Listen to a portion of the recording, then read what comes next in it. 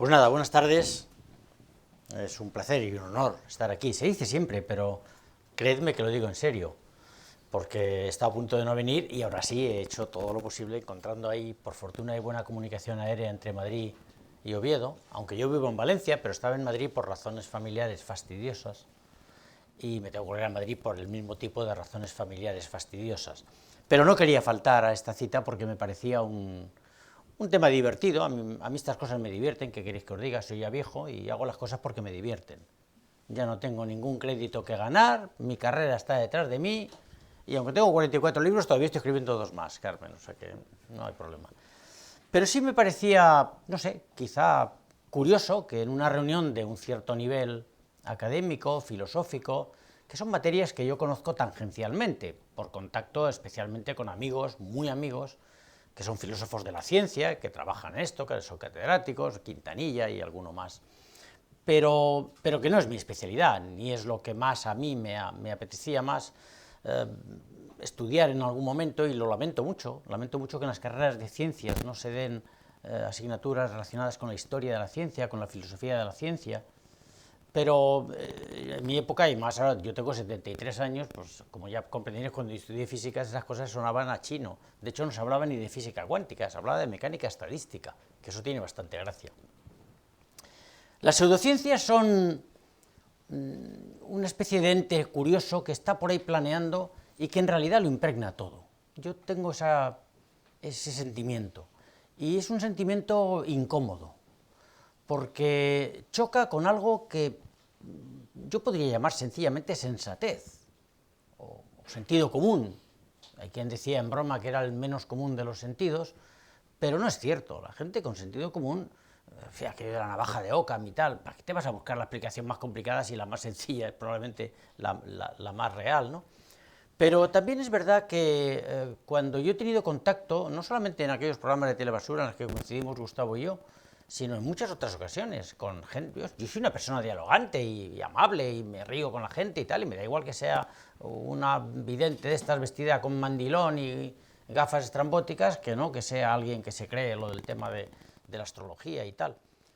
Pero cuando hablas con ellos te das cuenta de que tienen mucha réplica y toda una dialéctica tremendamente agresiva, sin serlo en las formas, pero sí en el fondo. Y siempre están por ahí rozando con la idea de que es que la ciencia oficial, es que vosotros los científicos sois unos fundamentalistas. Oye, perdona, no me insultes, yo primero no soy científico, y segundo, yo soy una persona que piensa con cierto sentido común, y tú me parece que no. No, ¿cómo? ¿Pero qué dices? Tú partes de supuestos, porque a ti te han enseñado la ciencia de tal manera que eso es el principio y el fin de todo, no un camino hacia el conocimiento y demás. Claro, te dicen esto y tienes razón. Coño, entonces, ¿qué le digo yo? Que sí, que tiene razón, pero yo no soy así. No me acuses de lo que otros quizá hagan, ¿no? Y es verdad que todavía hoy, y a pesar de muchos avances que hay en tantos campos de la enseñanza reglada y en general de la didáctica, todavía hoy enseñamos la ciencia como algo que es un edificio donde las piedras que están abajo ya están bien asentadas y por encima vamos construyendo con más o menos errores, de tal manera que las siguientes piedras también están bien asentadas, y cuidado, no se te ocurra decir que eso no es absoluto. Y ya hemos acabado con la palabra maldita del absolutismo y tal. Bueno, yo no quiero ni soy capaz de hablar mucho de absolutismo científico, además de eso hay mucho escrito y yo he leído algunas cosas, habéis hablado hoy y ayer supongo, y además hay mucho más todavía que decir, que no seré yo quien lo diga, pero sí que sé mucho de pseudociencias. He tenido tanto contacto con ellos, con los que practican esto, y he tenido tanta curiosidad humana y personal, e incluso profesional en algunos casos, acerca de estas personas y de la gente que les sigue y de la gente que se lo cree, que al final me apetecía mucho defenderme de esas acusaciones de fundamentalista, de absolutista, en la defensa cerrada de la ciencia como cosa adquirida y sabida y de alguna manera casi indiscutible, que bueno, voy a intentar contaros algunas cosas divertidas sobre el mundo de las pseudociencias y cómo en algún momento dado a mí me han atacado por atacarles a ellos, o sea, cómo se defienden y qué tipo de réplicas he sido capaz de encontrar o no, porque de lo que sí que estoy seguro es que no tengo la verdad absoluta de nada, ni creo que nadie la tenga. Bueno, yo creo que las actividades pseudocientíficas son casi innumerables. De hecho, van hasta eso que llamamos la teoría de la conspiración, o las leyendas urbanas, la niña de la curva y estas chorradas, que la gente se las cree. Y dejadme que os cuente una anécdota. Yo iba con dos compañeras de trabajo, una es nada menos que la directora de Recursos Humanos de un gran centro con cerca de 500 empleados, y por supuesto doctora en Derecho, y no sé si tenía también Económicas y tal, y la otra es una doctora en Económicas, profesora de la universidad, y que era en aquel momento era directora de gestión de ese mismo gran centro, y yo, que conducía, íbamos en coche, de noche, por una carretería así un poquito solitaria, pero por el interior de Valencia, pero volvíamos de no sé qué, de alguna cena, o de alguna cosa de estas de empresa y tal, y yo las llevaba a su casa, por supuesto señoras casadas y muy decentes, no era nada de lo que uno pudiera eventualmente avergonzarse. Y en un momento dado, se habían quedado dormiladas o algo así, pues supongo por el vinillo y tal, y de repente se despierta una de ellas y dice: Manuel, esa curva, cuidado, cuidado, a ver si aparece la niña. Digo, ¿qué niña? Yo juro que no sabía nada de la niña de la curva, ahora me he documentado y sé mucho de eso, y sé el origen histórico y tal de esa leyenda, de la época del Pony Express, por lo visto, que había un caballista fantasma, que acosaba a los del Pony Express y los mataba. Claro, el tío se había ido por ahí con los indios y se había olvidado del correo. Pero, y la verdad es que me quedé muy asombrado porque el susto era real. Yo pensaba que era en broma. Dije, bueno, pues esta mujer se aburre y se acaba de despertar y me está echando aquí. No, era real. Y además estaban asustadas. No se te ocurra pararte, veas lo que veas. Digo, oye, perdona, no tengo ganas, pero si tuviera ganas de hacer pis seguro que me paraba aquí, vamos, faltaría más. ¡Ni se te ocurra, por Dios! Bueno, en ese plan. Y ya, a mí eso ya me dejó, estoy hablando de hace muchos años, me dejó descolocado. Reconozco que me molesta mucho que la gente de mi entorno, y la tengo, crea cosas absurdas. Yo estaba tan harto de eso que un día, hace ya de esto 32 años, tuve la oportunidad con McGraw-Hill, que es una editorial prestigiosa, universitaria y tal, de escribir un libro sobre astrología. Estaban empeñados en que escribiera un libro sobre debate entre astrología y astronomía. Y dije, vamos a ver, que no hay debate ninguno, coño, que es que esto no se debate, esto no tiene risa ninguna, esto, ¿qué debate? No puedes poner las dos cosas en el mismo plano, no me fastidies.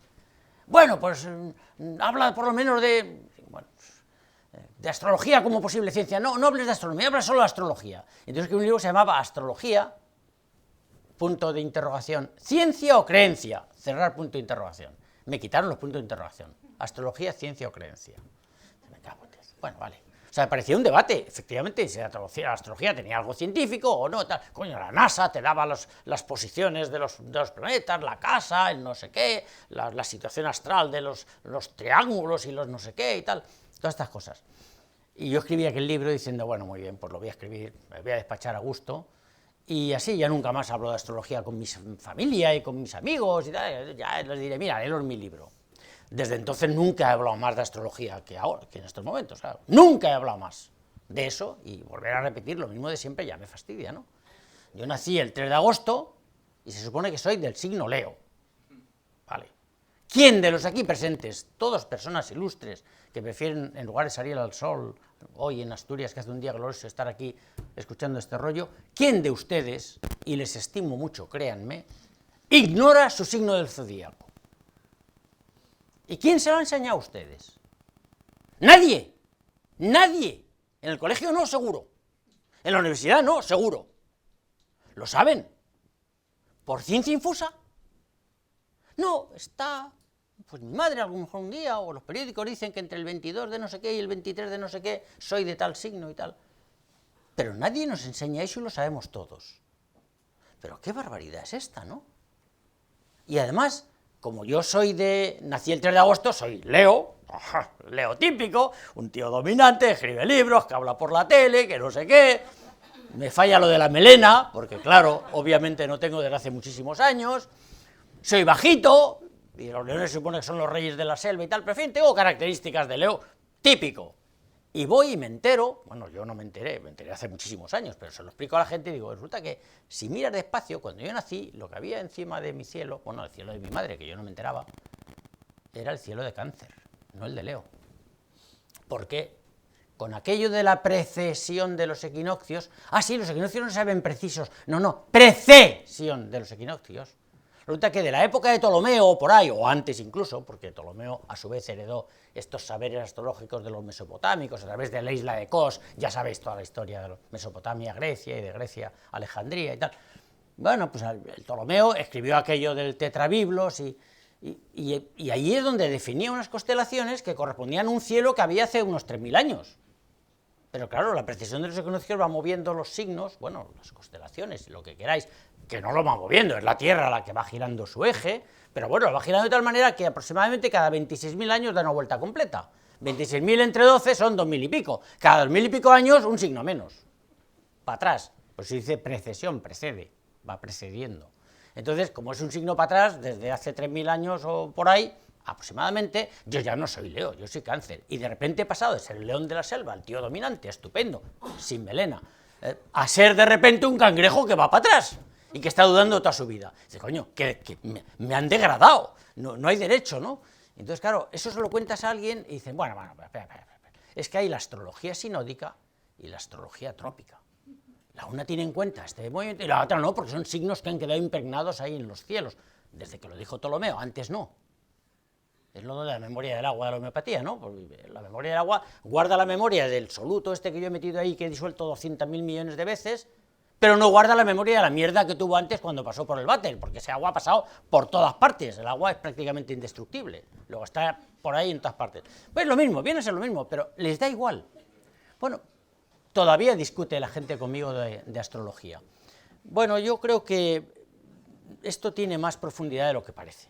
Al margen de las bromitas y de estas cosas que cuento yo con cierta gracia, lo que tiene interés es pensar por qué, en la época especialmente en Mesopotamia, cuando empezaron de verdad a mirar los cielos e intentar predecir un poquito el tiempo y tal, basándose en qué, pues en las estaciones que cambiaban, en el hecho de mirar al cielo e intentar observar alguna correlación entre alguna cosa, en fin, los humanos somos inteligentes, sabemos apreciar regularidades en la naturaleza, somos capaces de observar y de sacar conclusiones, pues probablemente incluso desde la época en que éramos cromañones y vivíamos en cavernas, porque todavía estábamos en plena glaciación, que terminó hace solo 10.000 años, pues todavía en aquella época, cuando alguna vez asomaban la gaita por fuera de la caverna, pues para ir a cazar, pasando un frío del demonio, o para lo que fuera, pues de vez en cuando algún día habría despejado y por mucho frío que hiciera, pues mirarían esas lucecicas y que si había una cosa gorda blanca que cada no sé cuántos días pues se hacía pequeñita y desaparecía y luego volvía a aparecer, y probablemente tenían calendarios, bueno, hay montones de datos, de observaciones bastante interesantes, no digo ya en épocas ya de posteriores, ya en pleno Holoceno, sino anteriores, ¿no? Pero claro, ya con la agricultura en Mesopotamia, hace 4 o 5.000 años, es probable que hubiera muy buena observación acerca de lo que pasaba en el cielo, lo que pasaba con la lluvia y las nubes, que también era el cielo, y todas estas historias, y que se inventaran algún rollo relacionado pues, con sus animales corrientes o con alguna cosa y tal, y muchos de estos, pues cuando llovía mucho, decía, pues mira, aquellas estrellas parece que tienen forma de pez, porque es la época en que llueve mucho, y ya está, y corresponde a la estación de los peces, que sería más o menos la primavera o lo que fuera. Así nace la astrología, y nace como una especie de descripción, luego no sería realmente lo que hoy entendemos por astrología, sino más bien una astrometría, relacionada con la meteorología, sería una meteoastrometría, o algo parecido. Pero claro, enseguida venía la necesidad de los poderosos de saber el futuro, que es algo que los humanos siempre hemos deseado saber. Es decir, una de las cosas que más lamento de haber venido hoy aquí, bueno, la única quizá, y poquito, porque si no, no hubiera venido, es saber qué va a pasar con el partido de Madrid-Atleti de esta tarde. Si lo hubiera sabido de antemano, hubiera venido muy tranquilo y dicen, bueno, se ha perdido el Madrid, o ha ganado el Atleti, o ha pasado no sé qué, pues me da igual, pero no lo sé y me hubiera gustado saberlo. Es más, hubiera aceptado la quiniela si lo supiera y estas cosas, ¿no? Bueno, pero los humanos siempre queremos saber el futuro. Entonces, saber el futuro para los poderosos era algo fundamental. Porque, hombre, no sé, podían establecer alianzas, la batalla, la guerra y tal. Y siempre ha habido, en la antigüedad, y seguramente en la antigüedad muy rebota, aunque no tengamos datos de ello, seguro que ha habido actividades predictivas con las que algunos, más listillos que otros, pretendían engañar a los demás para decir, yo sé el futuro y sé lo que te va a pasar y tal, ¿no? Con esto de las estrellas, pues lo mismo. Pues yo sé que cuando las estrellas están en esta conjunción y tal, la constelación parece que se mueve por aquí, llueve más, puedo predecir que va a llover dentro de un mes o dentro de no sé cuánto tiempo, y si eso ocurre, pues te haces una cierta fama de acertar por observar el cielo, que naturalmente la gente normal no lo hacía, ¿no? Y esto le permitía al poderoso pedirle a sus mismas personas que dijeran qué iba a pasar en la batalla, si iba a ganar su batalla, y con sus guerreros.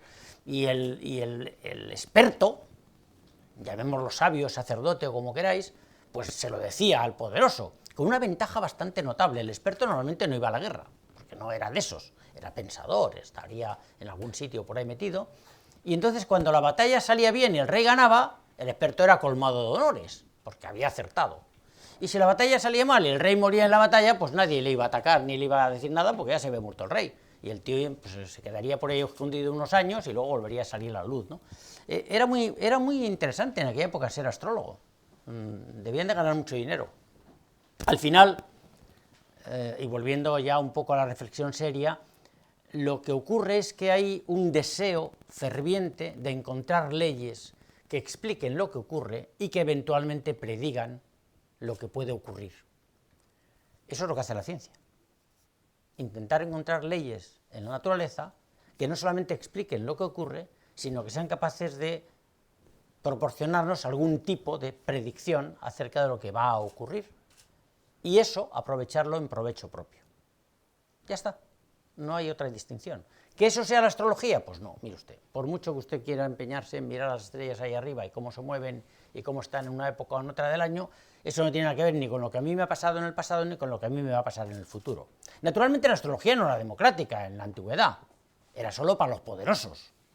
La gente normal de la calle no tenía horóscopo, no se podía establecer el horóscopo de un mindundis, se hacía solo de los poderosos. La astrología se ha hecho democrática, o si queréis popular, cuando la gente ha sido capaz de pagar por obtener eso. Y cuando además ha dejado la cierta persecución que la Iglesia Católica, que veía cierto enemigo ahí detrás, al menos en Europa, pues la persecución fue aflojando pues ya hacia el siglo XIX o el XX. Antes no había horóscopo para los ciudadanos, lo había solo para los poderosos, y aún así, petit comité. Eso no impidió a grandísimos científicos, grandes observadores del cielo y grandes pensadores, grandes personas capaces de tener un cerebro muy analítico como Kepler o como el propio Newton, creer en astrología, en el poder predictivo de lo que iban descubriendo en el cielo. Newton en particular es un caso bastante asombroso. A mí me tiene muy asombrado Newton como figura histórica, ¿no?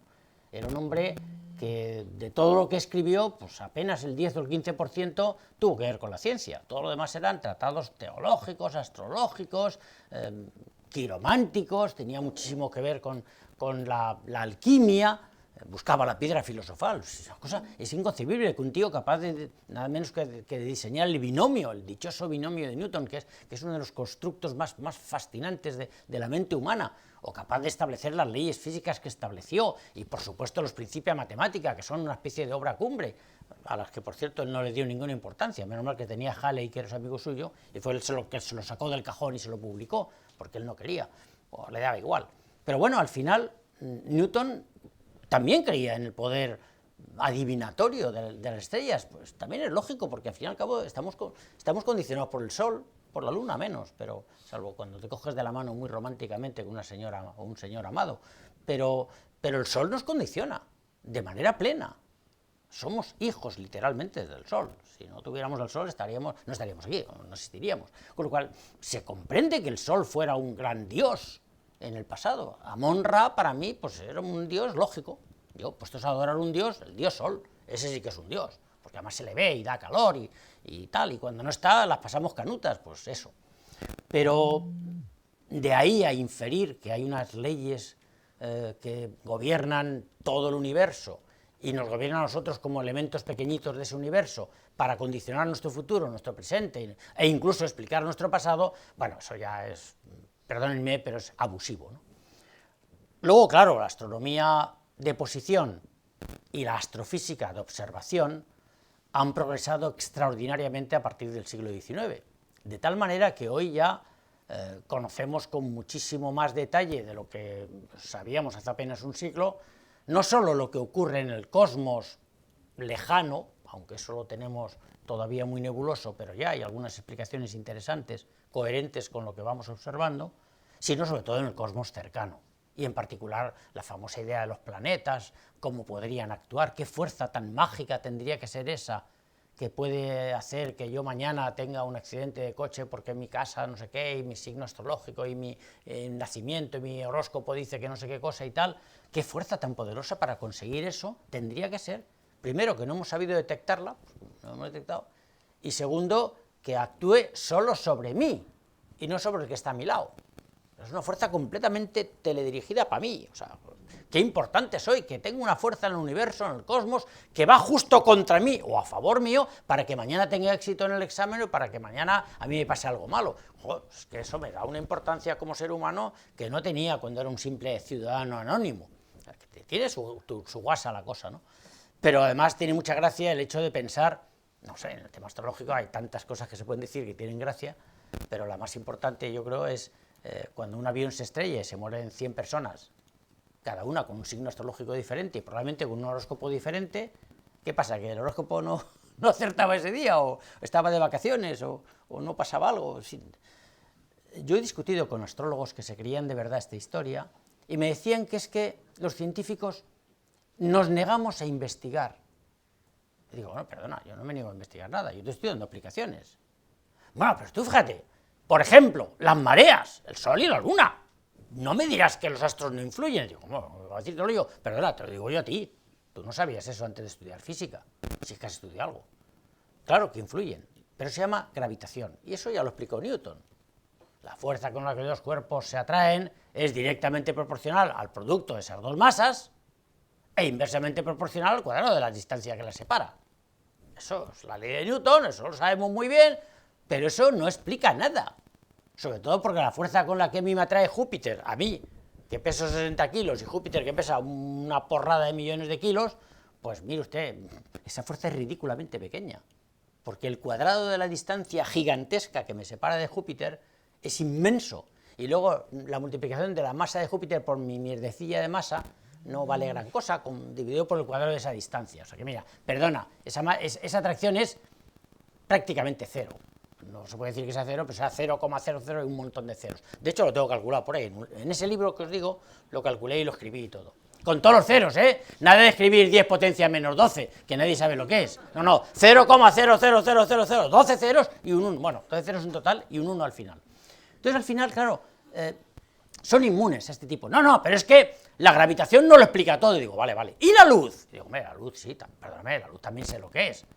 La luz son fotones, y los fotones, pues vale, la luz de los planetas no existe porque no emiten luz, reflejan la luz que les llega del Sol y tal, pero bueno, emiten luz si tienen una temperatura alta, cosa muy rara, emiten mucho más que luz, emiten infrarrojos, poco, emiten algunos, no, ningún planeta emite ultravioletas, pero algunas estrellas lejanas sí, y rayos X y tal, son radiaciones electromagnéticas. Ah, no, la luz no es una radiación. Ya la hemos liado. Porque ahora te pones en plan absolutista. O sea, te pones en plan decirle, mira, macho, no tiene ni idea. Una radiación es algo que se propaga radialmente, a partir de un centro. Las olas, que se producen en un plato de sopa cuando tiras un guisante en el centro, esas olitas que se van propagando, es una radiación. Tiene una longitud de onda y tiene una frecuencia. En fin, eso es una radiación. Lo mismo, solo que en 3 dimensiones son las radiaciones de cualquier tipo. Y luego hay unas radiaciones especiales, que son el campo magnético y el campo eléctrico a la vez, que van propagándose también esféricamente a partir de un punto emisor central, que son las radiaciones electromagnéticas, de las cuales la luz es no la principal, pero es la que perciben nuestros ojos. Y entonces explicas esto y dices, bueno, ya estáis los científicos con vuestras teorías. Y la palabra teoría es otra palabra que también se discute mucho en este tipo de discusiones, que es que, claro, los científicos tenemos muchas teorías que damos por sabidas sin serlo. dos en particular, la teoría de la relatividad y la teoría de la evolución darwinista, que ninguna de las dos son teorías en el sentido que le dan los oponentes pseudocientíficos, pero que hay que empezar a explicar una serie de cosas que no saben. Por terminar con el tema de la astrología, a mí me sigue fascinando, porque lo hago con frecuencia, que nadie ignore su signo del zodíaco, que es, como todos sabéis, son 12, aunque realmente el Sol, en su transcurso por la eclíptica, y contando con un cierto margen, porque no todos los planetas van exactamente por la eclíptica, van un poquito más para arriba, un poquito más para abajo, visto desde la Tierra inmóvil, todo esto es una abstracción de una Tierra inmóvil y todo lo demás moviéndose alrededor. En realidad es al revés, pero es lo mismo. Es como la vaca que mira el tren. ¿Quién se mueve? Si yo estoy en el tren, se mueve la vaca, se va para atrás. Y si es la vaca la que me mira y me ve que yo me muevo porque voy para adelante. Pues eso, lo de la Tierra inmóvil o no, da igual a estos efectos. Entonces, si al final lo que tenemos es un movimiento relativo, bueno, claro que sí, que se puede deducir algunas cuestiones, pero todas ellas son muy evidentemente sencillas de comprender. Al final, la influencia sobre ti es la que tú quieras que tenga, pero no la que yo tenga de verdad, ¿no? Los planetas se mueven en torno a la eclíptica, con un cierto ángulo, pues podemos poner entre 15 y 20 grados, en torno a la eclíptica, y por ahí se mueven los planetas, y el Sol y la Luna, por cierto, por eso la llamamos eclíptica, porque es donde se producen los eclipses, cuando el Sol y la Luna se interfieren un poquito más arriba, un poquito más abajo, porque ya he dicho que no es una línea exacta. Bueno, pues entonces en esa línea tienes que a lo largo del año los planetas van atravesando una serie de constelaciones que están ahí, pues no son 12. De manera plena, 13, y de manera parcial, hasta 17. O sea que eso de que los signos zodíacos son 12, eso es una abstracción, una especie de reducción. ¿Para qué? Pues para inventarse no una astrología, sino una calendariología, donde los meses ya no se llaman enero, febrero, marzo y abril, sino Aries, Capricornio, Sagitario, Leo, Virgo, pero es lo mismo, siguen siendo meses, son 12. Además, mira, se han ahorrado el tema de los años bisiestos 28, 29 en febrero, se han ahorrado el tema de los 30, 31, todos iguales, para todos café. Pero no tiene nada que ver con lo que hay ahí arriba. Claro, cuando ya te salen con algo como que, pero es que tú estás confundiendo el signo con la constelación. Digo, hombre, perdona, confundiendo no, es que o es lo mismo o sois unos cuentistas de marca mayor. Porque eso es lo que coincide con lo que Ptolomeo decía en el Tetrabiblos, y seguramente con lo que decían las astrologías anteriores de Mesopotamia y de la Grecia primitiva, pero si no, porque los llamáis Leo, Capricornio y tal. Dice, bueno, es que eso es la impronta que en su momento aquello pudo darle a esa zona del cielo que ahora es la que emite con esa impronta. Bueno, es una aplicación completamente tirada por los pelos, pero yo mi discusión la tenía muy sencilla, es decir, bueno, ¿y por qué desde la época de Ptolomeo y no antes? ¿Qué pasa? Que Ptolomeo era una especie de gurú, de gran, no sé, profeta astrológico, algo así como Hahnemann para la homeopatía, un señor que de repente descubre algo y ya eso va a misa para siempre jamás y nunca es sometido a crítica. Entonces, claro, nunca te responden, siempre van, es que tú, claro, como sabes física te crees que lo sabes todo, y ese tipo de argumentos a mí me desconciertan porque no me generan violencia, que hay gente que reacciona violentamente, que los he visto, a mí me generan perplejidad, digo, ¿qué le digo yo a este tío? Ahora vamos a tomar una cerveza y vamos a hablar de fútbol, porque está claro que en esto no eres inmune al razonamiento, ¿no? La astrología puede parecer un poco ociosa. ¿Por qué? Pues porque en el fondo no pasa nada. No pasa nada. Que a mí me digan que mañana yo por estar en la casa no sé qué, y porque mi signo voy a tener éxito en amores y no sé qué, las 4 chorradas que dicen por ahí en los horóscopos los periódicos, que por cierto los publican, cosa que me asombra una barbaridad. A mí eso no me afecta, y si me afecta, tampoco me afecta mucho, ¿no? Mañana tengo que tener cuidado al cruzar la calle porque me dice aquí que tengo el riesgo de que me atropelle un coche. Bueno, pues vale, cruza con cuidado. Hazlo siempre, por cierto, porque el riesgo de que te atropelle un coche es constante. No tiene repercusiones. Salvo que, quizá no sepáis que cuando se inauguró el Museo Thyssen, en Madrid, hubo un retraso de 2 semanas. Nadie explicó por qué, pero al parecer a la baronesa Thyssen, la Tita Cervera, su astrólogo de cabecera le había dicho que eran fechas, bueno, por lo menos negativas, y que mejor aplazarlo. Y la Tita, con 2, se fue a la Casa Real diciendo que esas fechas eran malas. Y alguien muy situada alto en la Casa Real dijo, de acuerdo. Y se aplazó 2 semanas la inauguración del Museo Thyssen. Ya tiene gracia. Lo que tampoco sabéis seguramente es que el presidente Bush padre, el señor Arbusto padre, tenía un astrólogo al que consultaba en la Casa Blanca una vez por semana. Sí, sí, sí, sí. O sea, que las guerras del Trump ahora bombardeando Siria y tal cual, pues ojalá no sea por un astrólogo. Este no necesita, está loco solo, no necesita más, pero ya tiene gracia que un presidente americano tenga su astrólogo de cabecera. Todavía hay más, de este tipo de cosas, que son bastante sorprendentes.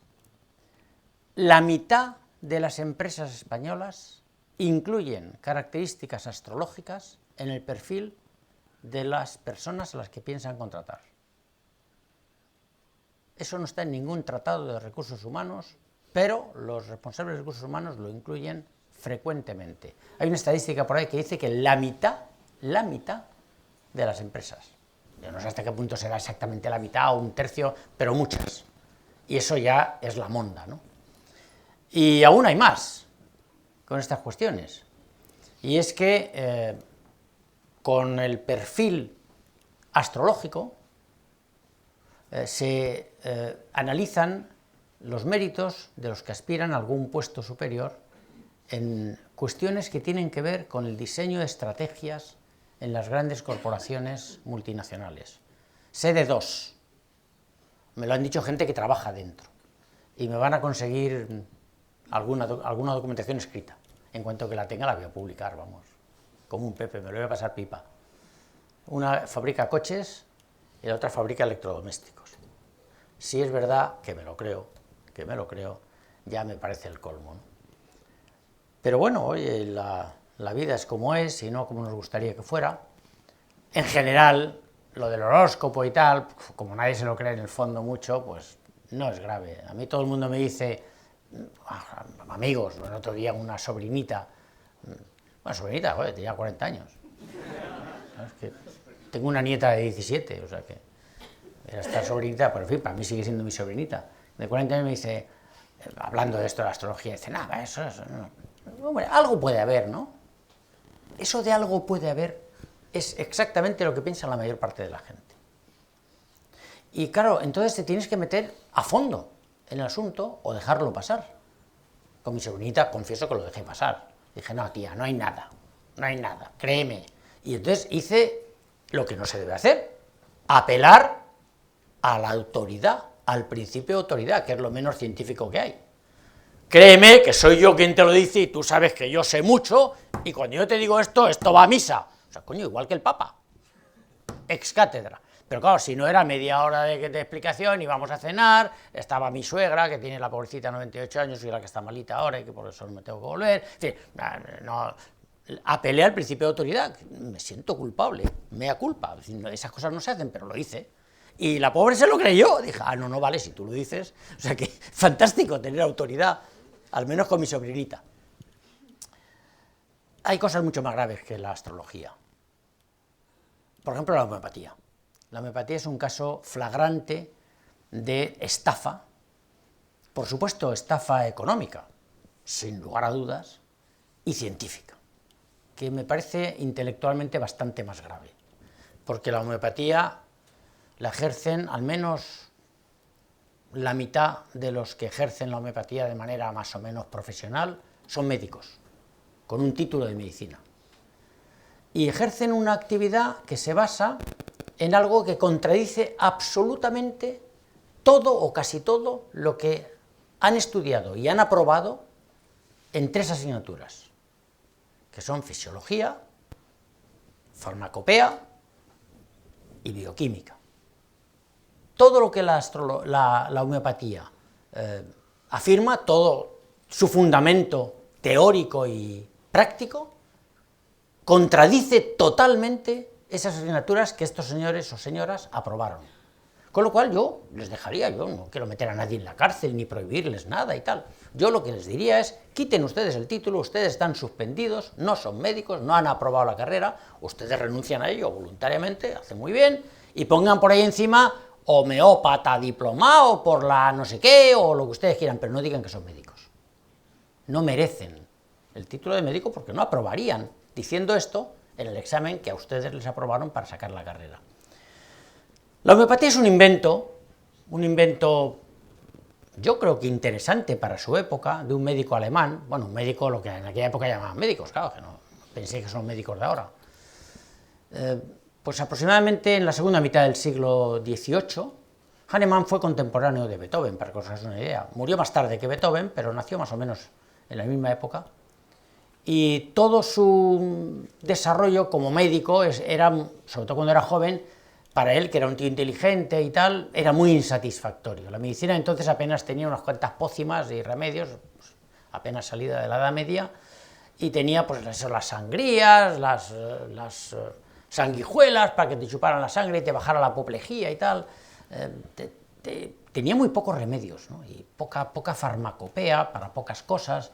La cirugía era siempre un desastre, naturalmente no sabía nada de infección, de virus, de bacterias, y por tanto pues, la higiene brillaba por su ausencia. Era época todavía de epidemias. Bueno, al final este tío estaba tan insatisfecho con aquello que investigó otras cosas. Y llegó a él unos escritos muy antiguos en los que alguien de la antigüedad había dicho que algunos remedios en pequeña cantidad pues curaban síntomas de otras cosas que habían producido algo parecido a esos síntomas, pero más graves y tal y cual. No recuerdo para qué, pero desde luego no debía ser muy interesante. Y el tío dijo, tate, esto puede ser la solución. A lo mejor el truco es, si alguien se muere de convulsiones porque le da un veneno activo, arsénico o lo que sea, pues a lo mejor le doy muy poquita cantidad de arsénico y eso le cura, lo mismo cura a lo mismo en pequeñito cura lo mismo a lo bestia, para entendernos. Eso del similis similia curentur. Bueno, eso es una cosa, un latinajo que queda muy bien, pero no significa nada. Que lo similar cura lo similar. Bueno, o sea, a poco te lo diga. A mí me... Hizo experimentos con animales. Naturalmente se le morían todos. Cuando ponía arsénico, aunque fuera poquito. Dijo, bueno, pero es que estoy poniendo demasiado. A lo mejor hay que poner menos todavía. Y entonces le vino la idea de diluir y tal. Bueno, al final el hombre a base de experimentos con animales y tal, y luego con cosas que no eran arsénico, con personas, en algún caso creyó que había habido una clarísima mejoría de aquellos síntomas. Hombre, esto conviene explicarlo. Él tiene documentados por lo menos, yo creo que 5 o 6 casos en los que realmente hubo constatación de que mejoraron los enfermos. Seguramente mejoraron porque sí, ya está. ¿Por qué? Pues porque muchas enfermedades se curan solas. ¿No os creéis que yendo al médico vais a curaros mejor y más deprisa? Hombre, vamos a ver, según lo que sea, cuidado. Pero, yo qué sé, hay gente que al más mínimo dolor de cabeza está tomándose una aspirina o un ibuprofeno o tal. Pero, hombre, vamos a ver, hasta que no sea más o menos intolerable, aguántese. Seguramente se le pasa. Yo tengo las cervicales muy tocadas, pues porque tío, tengo mi vida chepa, he estudiado mucho, toco el piano también así encorvado y tal, y entonces mis cervicales están hechos un asco y por la noche cuando me duermo, pues me debo dormir ahí medio contraído y tal, y me despierto con un dolor de cabeza en la nuca que no podéis ni imaginaros. Como ya me lo sé, me levanto, me meto en la ducha, me siento en el baño y al cabo de un rato se me ha quitado. Así solo. Si yo fuera un histérico, pues nada más levantarme tendría ahí mi pastilla de aspirina o de lo que sea para que se me pasara el dolor de cabeza. Hay muchísimas pequeñas dolencias, pequeños males que nos hacen un poco la puñeta, pero que no son graves, pues que generalmente cursan solos. La propia gripe, tan famosa como es, se cura sola. Entre otras cosas porque es que no hay nada que la cure. La gripe es incurable. La gripe es un virus, no tenemos ninguna forma de curarlo, tenemos forma de prevenirlo, con la dichosa vacuna, que además como el virus muta, pues hay que cambiar de vacuna cada X años. Pero bueno, es un virus, lo único que podemos hacer es, como mucho, reforzar nuestro sistema inmune para que ataque el virus y se lo cargue, que es lo que acaba haciendo. Y, si es posible, tener un poco de cuidado con los síntomas catarrales propios de la gripe para que eso no degenere en algo peor, una neumonía o algo así, que entonces sería una infección oportunista, una bacteria que entra porque como estás débil de defensa por culpa de la gripe y tal, pues a lo mejor tienes una neumonía y de esto te mueres. Por eso la gente se muere de gripe. Bueno, o que tengas un fallo completo de tipo inmunológico, entonces ya vas de cráneo, pero vas de cráneo no solo por la gripe, vas de cráneo por todo lo demás. Entonces, hombre, hay cosas que se curan solas. Luego hay cosas que se curan porque uno cree que se curan. Y eso se llama el efecto placebo, como sabéis bien. El efecto placebo es una cosa interesante, pero que solo funciona de una determinada manera. Cuidado, hay que saber hacerlo. No cualquiera se cura con el efecto placebo. Yo tenía una amiga, que por cierto se murió ya, una amiga íntima, que era jefe de enfermería en un hospital muy grande.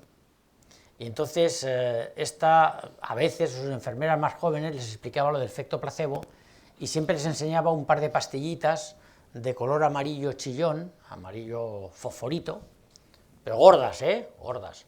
Y dentro tenía harina, o harina con algo de sacarina y tal. Y entonces decía, mira, estas pastillas las reserváis para algún caso específico. Y entonces ella contaba siempre el caso de la señora que tenía nervios por la noche. Estaba enferma, estaba mayor, estaba sola, la habían operado de algo y tal, y decía, mire usted, es que yo no puedo dormir porque estoy nerviosísima y tal. Y le daban un Valium y no le hacía efecto, y no le daban nada, y le decía, mira, duérmase y ya está. Pero claro, pues la mujer pues estaba inquieta, nerviosa y tal, y entonces ella aparecía allí como el ángel de la guarda a las 10 de la noche. Bueno, mire usted, está usted tan nerviosa que, por favor, no se lo diga al médico, porque si se entera el médico me echan, me echan. Tengo una pastilla mágica que es extraordinaria, es americana, y es carísima, por eso no se lo damos a los enfermos normalmente, porque es muy cara, la Seguridad Social no lo tiene prohibido terminantemente, pero le aseguro a usted que esta pastilla es milagrosa. Mire, se la tomo, pero cuidado, tiene que tomársela de determinada manera, vamos a ver, beba primero 3 traguitos de agua, así, despacio, vale, ¿no? Ahora tómese la pastilla, y como es muy gorda, si quiere se la abro y se la pongo en una cucharita. No, me la trago entera, vale, mejor entera. Y la pobre mujer que traga la pastilla. Ahora otros 3 traguitos de agua, igual de despacio que antes. Vale, ha pasado la pastilla, dice, no, tengo ahí un poco y tal cual, no se preocupe, respire hondo y otros 3 traguitos de agua, pero muy poco, y así despacio, y tomar los 3 traguitos de agua. Vale, bueno, pues ya está. Ahora, verá usted, enseguida le va a hacer efecto, antes de media hora ya se le habrá pasado. Ay, muchas gracias, pero no diga nada al médico, por favor, que es que de verdad que me juego el puesto, No se preocupe, no diré nada. Se acuesta, se tapa, a los 10 minutos dormía roncando como un angelote. Y era harina, una pastilla de harina. Claro, el placebo depende de muchas cosas, y especialmente de la habilidad del que te lo da. Ese tiene que venderte bien la moto, si no, no te lo crees. A mí el placebo, por ejemplo, pues no me funciona, porque es que a mí no me engaña, yo creo que casi nadie. Bueno, alguno habrá, pero es difícil engañarme. Pero eso explica también algunas cosas. Puede que también, en el caso de Hahnemann, pues algunas cosas se curarían porque sí, al margen de la dilución que le diera de lo que fuera, y otras pues sería pues, que se lo creyó quien fuera y también le vino bien. Pero Hahnemann se lo creyó de tal manera que, olvidando los casos que no funcionaba, pues él lo echó siempre la culpa que no sabía bastante, había que investigar más y llegó a varias conclusiones. La primera, que las diluciones tienen que ser muy diluidas.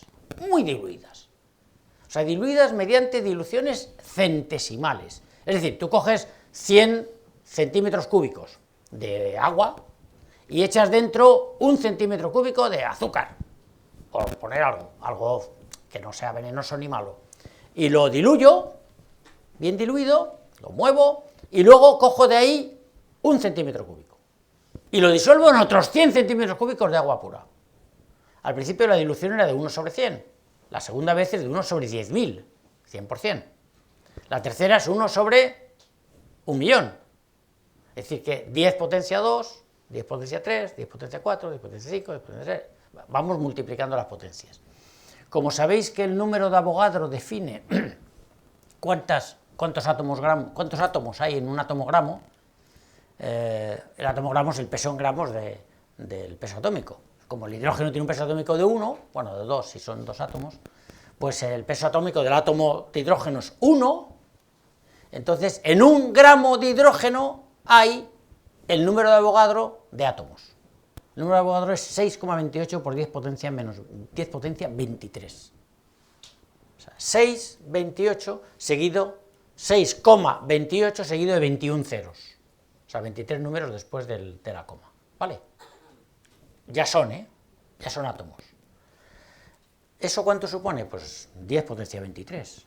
Con lo cual, una dilución de más de 12, de estas de la homeopatía, son 10 potencia 24. 10 potencia 24 es más que el número de Avogadro. Significa que en una dilución que sea más de 10 potencia 12, no, 12 CH, como dicen los medicamentos, ir a cualquier farmacia y pedir, por favor, me da usted oscilococcinum, te lo van a dar de 30 CH.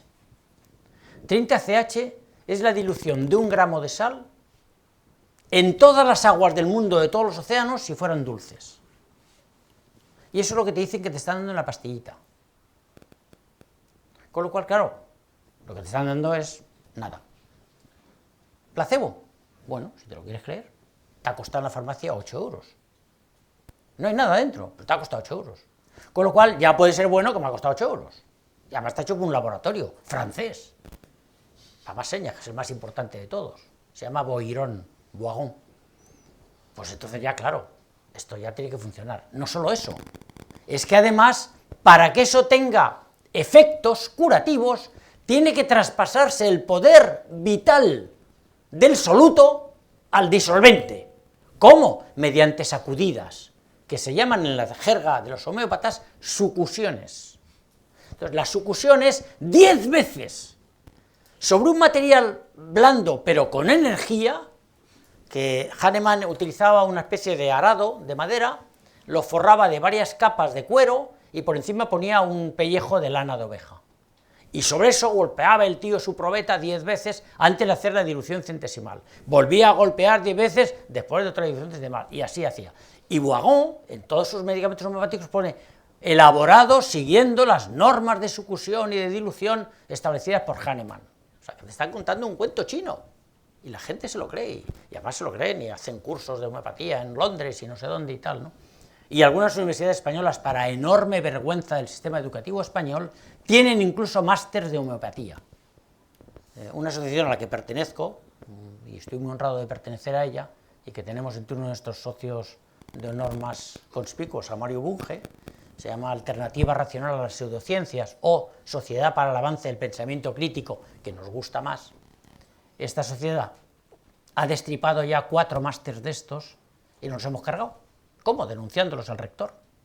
Y los rectores son gente en general inteligente, catedráticos y tal, pero también pusilánimes, porque claro, tienen un cargo complejo, donde tienen que establecer equilibrio de poderes y tal. Cuando una empresa viene y te paga un máster, esto redunda en que vienen alumnos, y eso es bueno para la universidad correspondiente. Quitarle un máster de este tipo a los rectores les duele.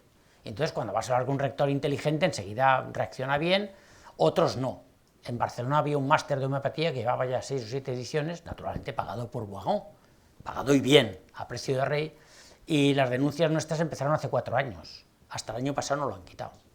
O sea, les ha costado, pero lo han quitado.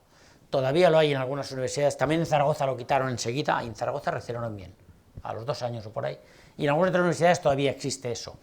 Claro, ante todas estas cuestiones siempre te sale el típico, no sé cómo llamarlo, discutidor profesional, que dice, bueno, pero es que vosotros estáis tan seguros de que pues la medicina no lo cura todo.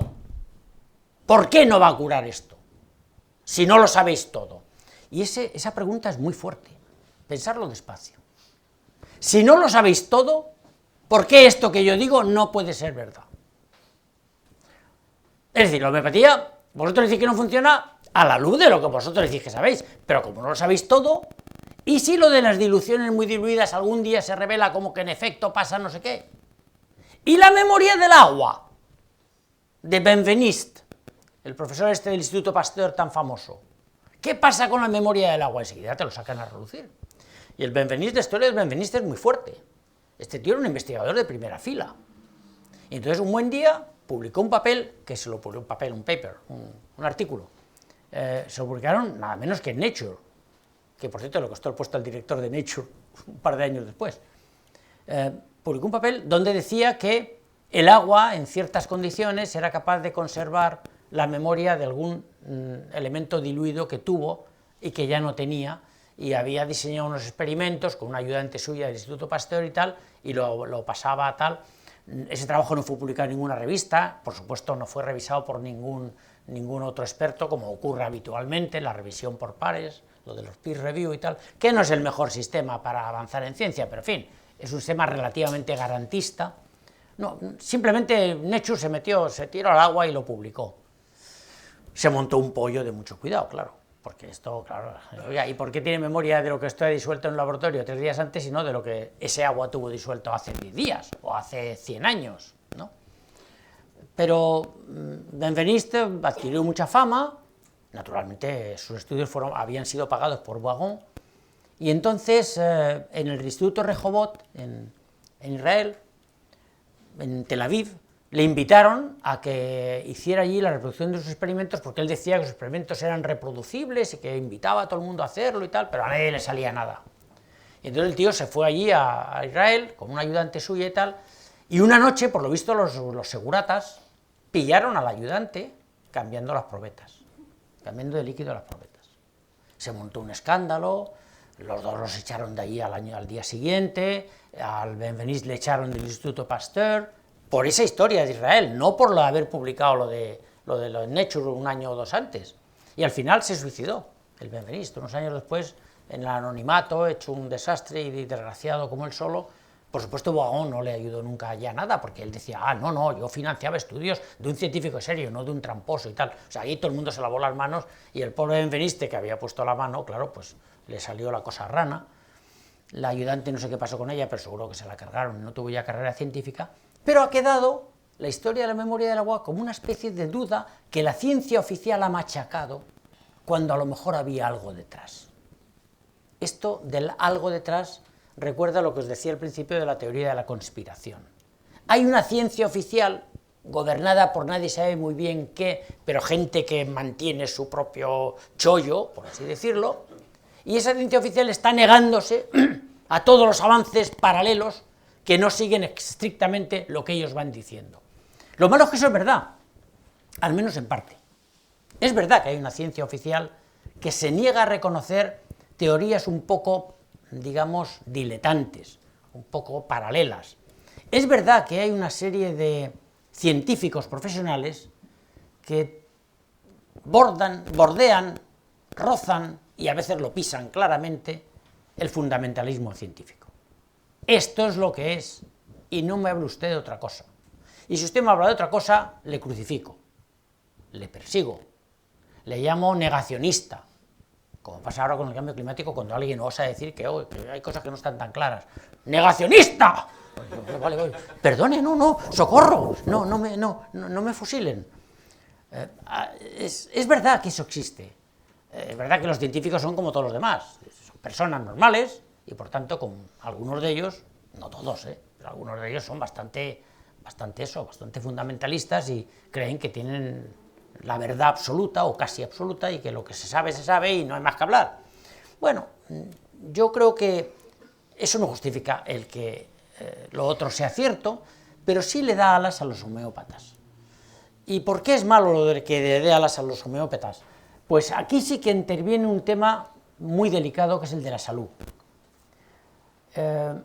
Los homeópatas médicos, es decir, los traidores a su ciencia que aprendieron, y por tanto son doblemente estafadores, económicos y científicos, estos homeópatas médicos, como son médicos, saben que a veces una pildorilla con harina no hará nada.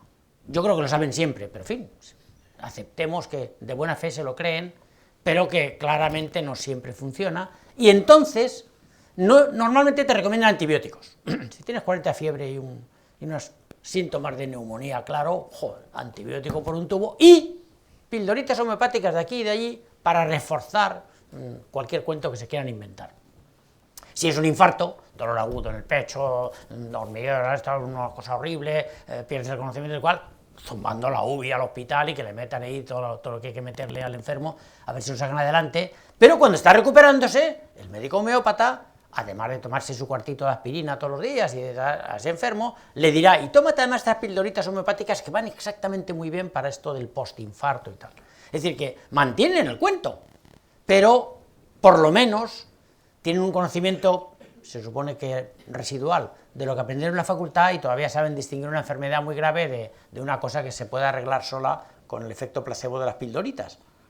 Pero hay mucha gente que ejerce la homeopatía sin ser médicos. Son curanderos, literalmente. Tan curanderos como el de la señora María, la de la galleta.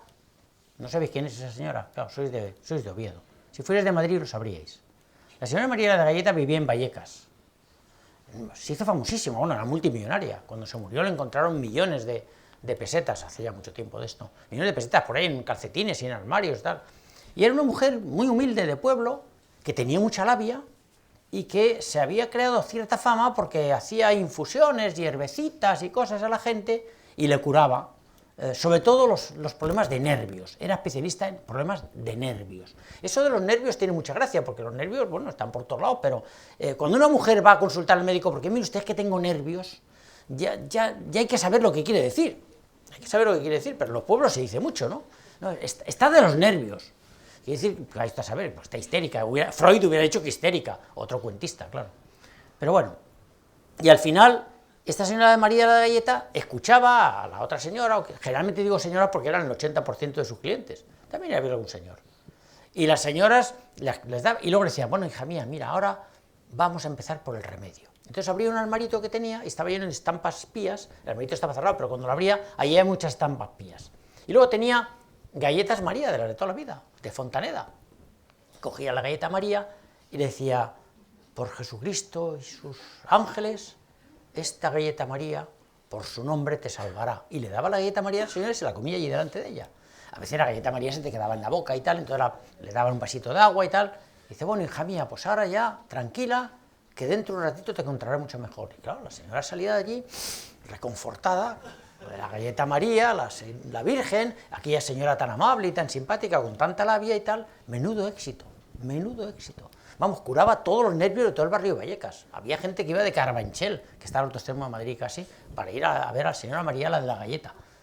Y esta es una curandera tan buena como el mejor de los homeópatas. En mi opinión, mejor. Porque, hombre, se iba a algo mucho más sublime, nada menos que el nombre de María. Mi pobre abuela, cuando vio West Side Story, que yo entonces era muy joven y mi abuela todavía vivía, no entendía nada, la película estaba en inglés y tal, y mira, una película, hombre, para aquella época bastante dura, ¿no? Ahí nos mataban a navajazos y tal, pero había bailes y tal, y cuando el otro cantaba lo de María, María, ay, María, decía, ay, qué bonito la Virgen María, qué canción tan bonita, decía mi abuela. No se había enterado de nada de la película, pero es que apelar a eso de María y la galleta María, que parece, de verdad, es para sonreírse, claro que sí. Pero funcionó. La mujer tenía millones y millones de pesetas guardados cuando se murió ahí, por ahí en los armarios. Encima ni siquiera vivía bien. Dice, pues a comprar un apartamento en Marbella. No, vivía allá en Vallecas tan a gusto. Ella ayudaba al prójimo y tal, ¿no? El problema no es ese. El problema es que la homeopatía a veces, como la ejercen curanderos, no médicos, aunque algún médico también caiga en la tentación, puede enmascarar síntomas de enfermedades graves, puede hacer abandonar un tratamiento que a lo mejor hubiera sido más eficaz, a lo mejor no, porque por supuesto que la medicina no lo cura todo y especialmente no cura la única enfermedad mortal que existe, que es la vida. Eso la medicina no lo cura. O sea, la vida es mortal y por tanto nos vamos a morir todos. Hombre, si es posible, lo más tarde posible y en las mejores condiciones posibles, ¿vale? A eso sí que contribuye bastante la medicina. Bastante más por lo menos que la homeopatía o que María la de la galleta, aunque no estoy seguro que María la de la galleta no fuera tan mala, porque yo creo que a aquellas mujeres les ayudaba mucho más que el médico del seguro, que le recetaba Valium y las pobres mujeres se medio dormían, se les relajaban los músculos y no sabían levantarse de la silla, en fin, estas cosas, ¿no? Pero es verdad que es todo lo que toca a la salud hay que andar con mucho mimo. Ya es bastante grave el problema que hay con el poder de las farmacéuticas y ciertas pastillas que nos meten que a lo mejor no deberían, o que algunos médicos pues se venden más fácilmente que otros a no sé qué producto, o que hay problemas en los hospitales de lista de espera, o de que te cuelan porque eres amigo de no sé quién o tal. Vale, ya es bastante eso, pero eso es la medicina oficial, no es la ciencia biológica aplicada a la salud humana, eso es otra cosa. Pero ya bastante grave es esto como para que encima vengan los homeópatas o quien sea a todavía empeorar más la cosa respecto al tratamiento. Y ojo, en España no estamos muy mal. Hay países donde esto es dramático. Por ejemplo, México. En México el tema de la homeopatía es una cosa extraordinaria. Y en Estados Unidos y en Inglaterra. Dice, bueno, es que México es un país que está medio en primer mundo, medio segundo y tal. Vale, pero Inglaterra no es primer mundo. Y Estados Unidos también. No podéis imaginaros en Inglaterra el poder que tienen los homeópatas. Y en Francia la homeopatía está reembolsada por la Seguridad Social. No la prescribe el sistema médico oficial. Pero si tú vas a un homeópata, te hace una receta de una pastilla de Boiron, de a 7 euros el Oscillococcinum, que por cierto tiene un CH100, menos mal, porque es hígado de pato, que está diluido 100. O sea, agarraros. Bueno, no hay átomos en todo el universo suficientes como para saber lo que es el número de átomos 10 potencia 200. Hay menos átomos en todo el universo. Para que os hagáis una idea. Ya digo que menos mal porque es hígado de pato. Bueno, si fuera en gran cantidad, pues estaría rico, ¿no? Pues al fin y al cabo es el foie gras. Pero bueno, y esta historia de Francia es que tú vas al homeópata, te receta 3 tubillos de pildoritas de estas de harina y tal, te cuestan 24 euros y la Seguridad Social te lo reembolsa. Es escandaloso. La Academia de Medicina francesa lo ha denunciado, pero la Seguridad Social francesa cada paciente tiene derecho a elegir el tratamiento que quiera. O sea que, claro, yo ante eso ya digo, bueno, pues, si yo fuera francés, pues me aguantaría, ¿qué vas a hacer? No vas a montar la revolución con eso, pero es criticable y sobre todo es lamentable, ¿no? En fin, no os cuento más cosas de la homeopatía porque me cabreo. Hay un tercer grupo de cosas que quería comentaros, donde también vuelves a chocar con el tema de que vosotros los científicos, claro, como no queréis investigar lo que realmente tenéis que investigar, es decir, la verdad paralela que yo conozco y tú no, pues entonces, claro, ahí está, es el tema de los ovnis. ¿Quién cree que hay ovnis de aquí? No sabéis lo que es un ovni. Un ovni es un objeto volador no identificado. ¿No habéis visto nunca un objeto en el aire que no sabéis lo que es? Seguro que sí. Por tanto, todos creéis en los ovnis. Y yo también. Cuidado, no digo marcianos, ni extraterrestres, ni encuentros en la tercera fase, no, digo ovni.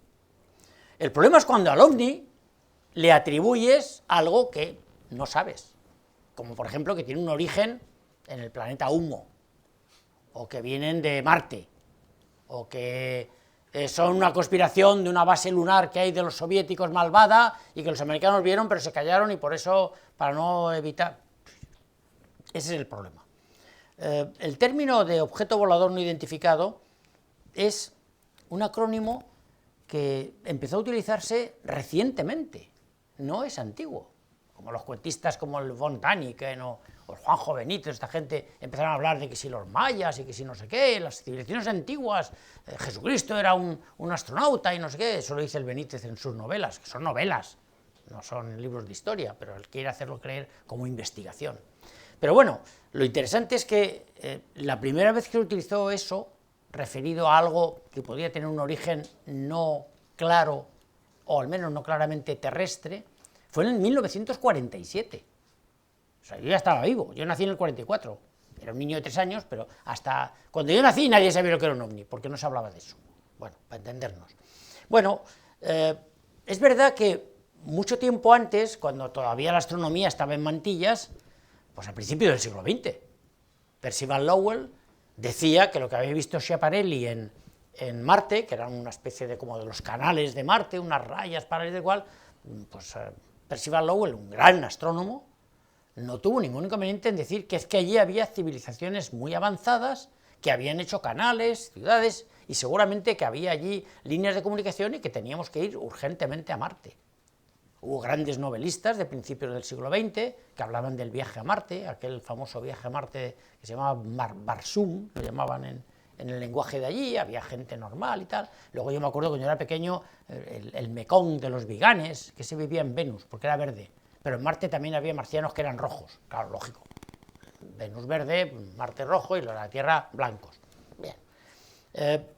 Luego, poco después, en los años 50, hubo un incidente muy interesante que tiene una explicación curiosa, pero que hoy yo he ido a Roswell. ¿Conocéis la palabra Roswell? R-O-S-W-E-L-L, Roswell. Es un pueblecito minúsculo en Nuevo México, pero allí cerca hubo una base secretísima de los de la CIA que en los años 50 estaban obsesionadísimos con el tema de la bomba atómica de los rusos y con el tema de los misiles posibles, los cohetes, que todavía no existían, pero como los rusos habían llevado a sus propios científicos de cohetes y los americanos se habían llevado a von Braun, al alemán y tal, el nazi, que eran los que estaban avanzados con las bombas V1 y V2, fueron los primeros que hicieron cohetes realmente bomba y tal, pues montaron una base secreta los de la CIA para investigar con globos aerostáticos lo que ocultaban los rusos. ¡Qué ingenuidad! Pero por otra parte es que no había otra cosa. Satélites artificiales, coño, el Sputnik es del 57. O sea, que en los años 50 y tal, pues nadie pensaba en esas cosas, y además el Sputnik, el pobre, no observaba nada, solo hacía pi, pi, pi, pi, y se escuchaba en la Tierra y parecía mágico aquello. Pero lo interesante es que aquellos globos aerostáticos subían muy arriba, los cargaban con helio, como los de ahora de meteorología, los globos meteorológicos que miden sondeos en la alta atmósfera, tienen una carga de helio, son muy ahuevados cuando salen de aquí, porque el poco helio que hay pues ya es suficiente para que haga subir la pequeña emisora que llevan debajo, pero conforme van subiendo y cada vez menos presiones se va hinchando, cada vez se hincha más, porque la presión de fuera es cada vez menor, y llega un momento en que se hinchan tanto que se rompen, pero han subido hasta 15 o 20.000 metros, y mientras tanto han medido en vertical, bueno, según los vientos se lo llevan de un lado para otro, ha medido pues, un montón de características de la atmósfera, y esos radiosondeos todavía hoy nos informan de lo que ocurre en los distintos niveles de la atmósfera. Bueno, pues algo parecido diseñaron los de la CIA en los años 50, y esos globos los soltaban y luego esperaban que el chorro en altura, por ahí arriba, pues o los vientos, se lo fueran llevando por todas partes. Eran muchos, lanzaban muchos, y los lanzaban con cámaras de fotos con la esperanza de que alguno de ellos pasara por encima de territorio ruso, hiciera fotos de vez en cuando y después, pues al caer, alguien los recogiera, se los devolvería, o le dieran la vuelta al mundo y volvieran a Estados Unidos, o vaya usted a saber. Un programa estúpido, o sea, no tiene ningún sentido, pero pues, estaban desesperados, igual, los americanos tienen dinero y estaban obsesionados con la Guerra Fría y todos aquellos rollos, y montaron aquello. Y entonces, algún listo, o algún cachondo de la base esta de Roswell, de cerca de Roswell, seguro, pues se inventó la historia de un muñequejo, más feísimo, más malo que el hambre, hecho de goma y malamente y tal, y lo soltó en medio del desierto, allí cerca del pueblecito de Roswell, al lado del pueblo, con una especie como abierto por la mitad, imitando por dentro, pues, no sé, una cosa verdosa, líquida, le habían puesto un líquido pegajoso y tal y cual. Y alguien lo encontró en el pueblo, lo llevó allí el pueblo, el médico del pueblo dijo, uy, esto no es humano, no sé qué, tal, y se montó el pollo de que aquello era un extraterrestre que se había escapado, se les había escapado de la base, que se había muerto, y que en la base tenían investigación extraterrestre. Y aquello corrió como la pólvora, y se han escrito libros, y hay un montón, todavía hay revistas por ahí de estas esotéricas que hablan del hombre de Roswell y tal, ¿no? Luego se supo que había una filmación de muy mala calidad, que después se ha intentado mejorar un poco, y se ve claramente que es un muñeco de goma cosido a mano, es una cosa de verdad penosa, de mala, porque hoy día las películas que ves de ciencia ficción es que te lo crees todo, es que son de verdad, los extraterrestres, el propio ET, hombre, no me digas que no era bajo ET, con su dedita en mi casa, yo te lo crees, pero es que lo de Roswell no te lo puedes creer, no podéis imaginaros lo de Roswell lo que hizo. No, todavía hoy vas a Roswell y lo primero que te venden es la cara del ET y los guantes y no sé qué, y te llevas siempre un souvenir. Yo me compré el cohete de ET, vamos, del extraterrestre de Roswell y tal, ¿no? Bueno, ese incidente, bueno, por cierto, el programa este de los globos aerostáticos tiene nombre, se llama Proyecto Mogul. ¿No crees que es un programa que me he inventado yo ahora, no?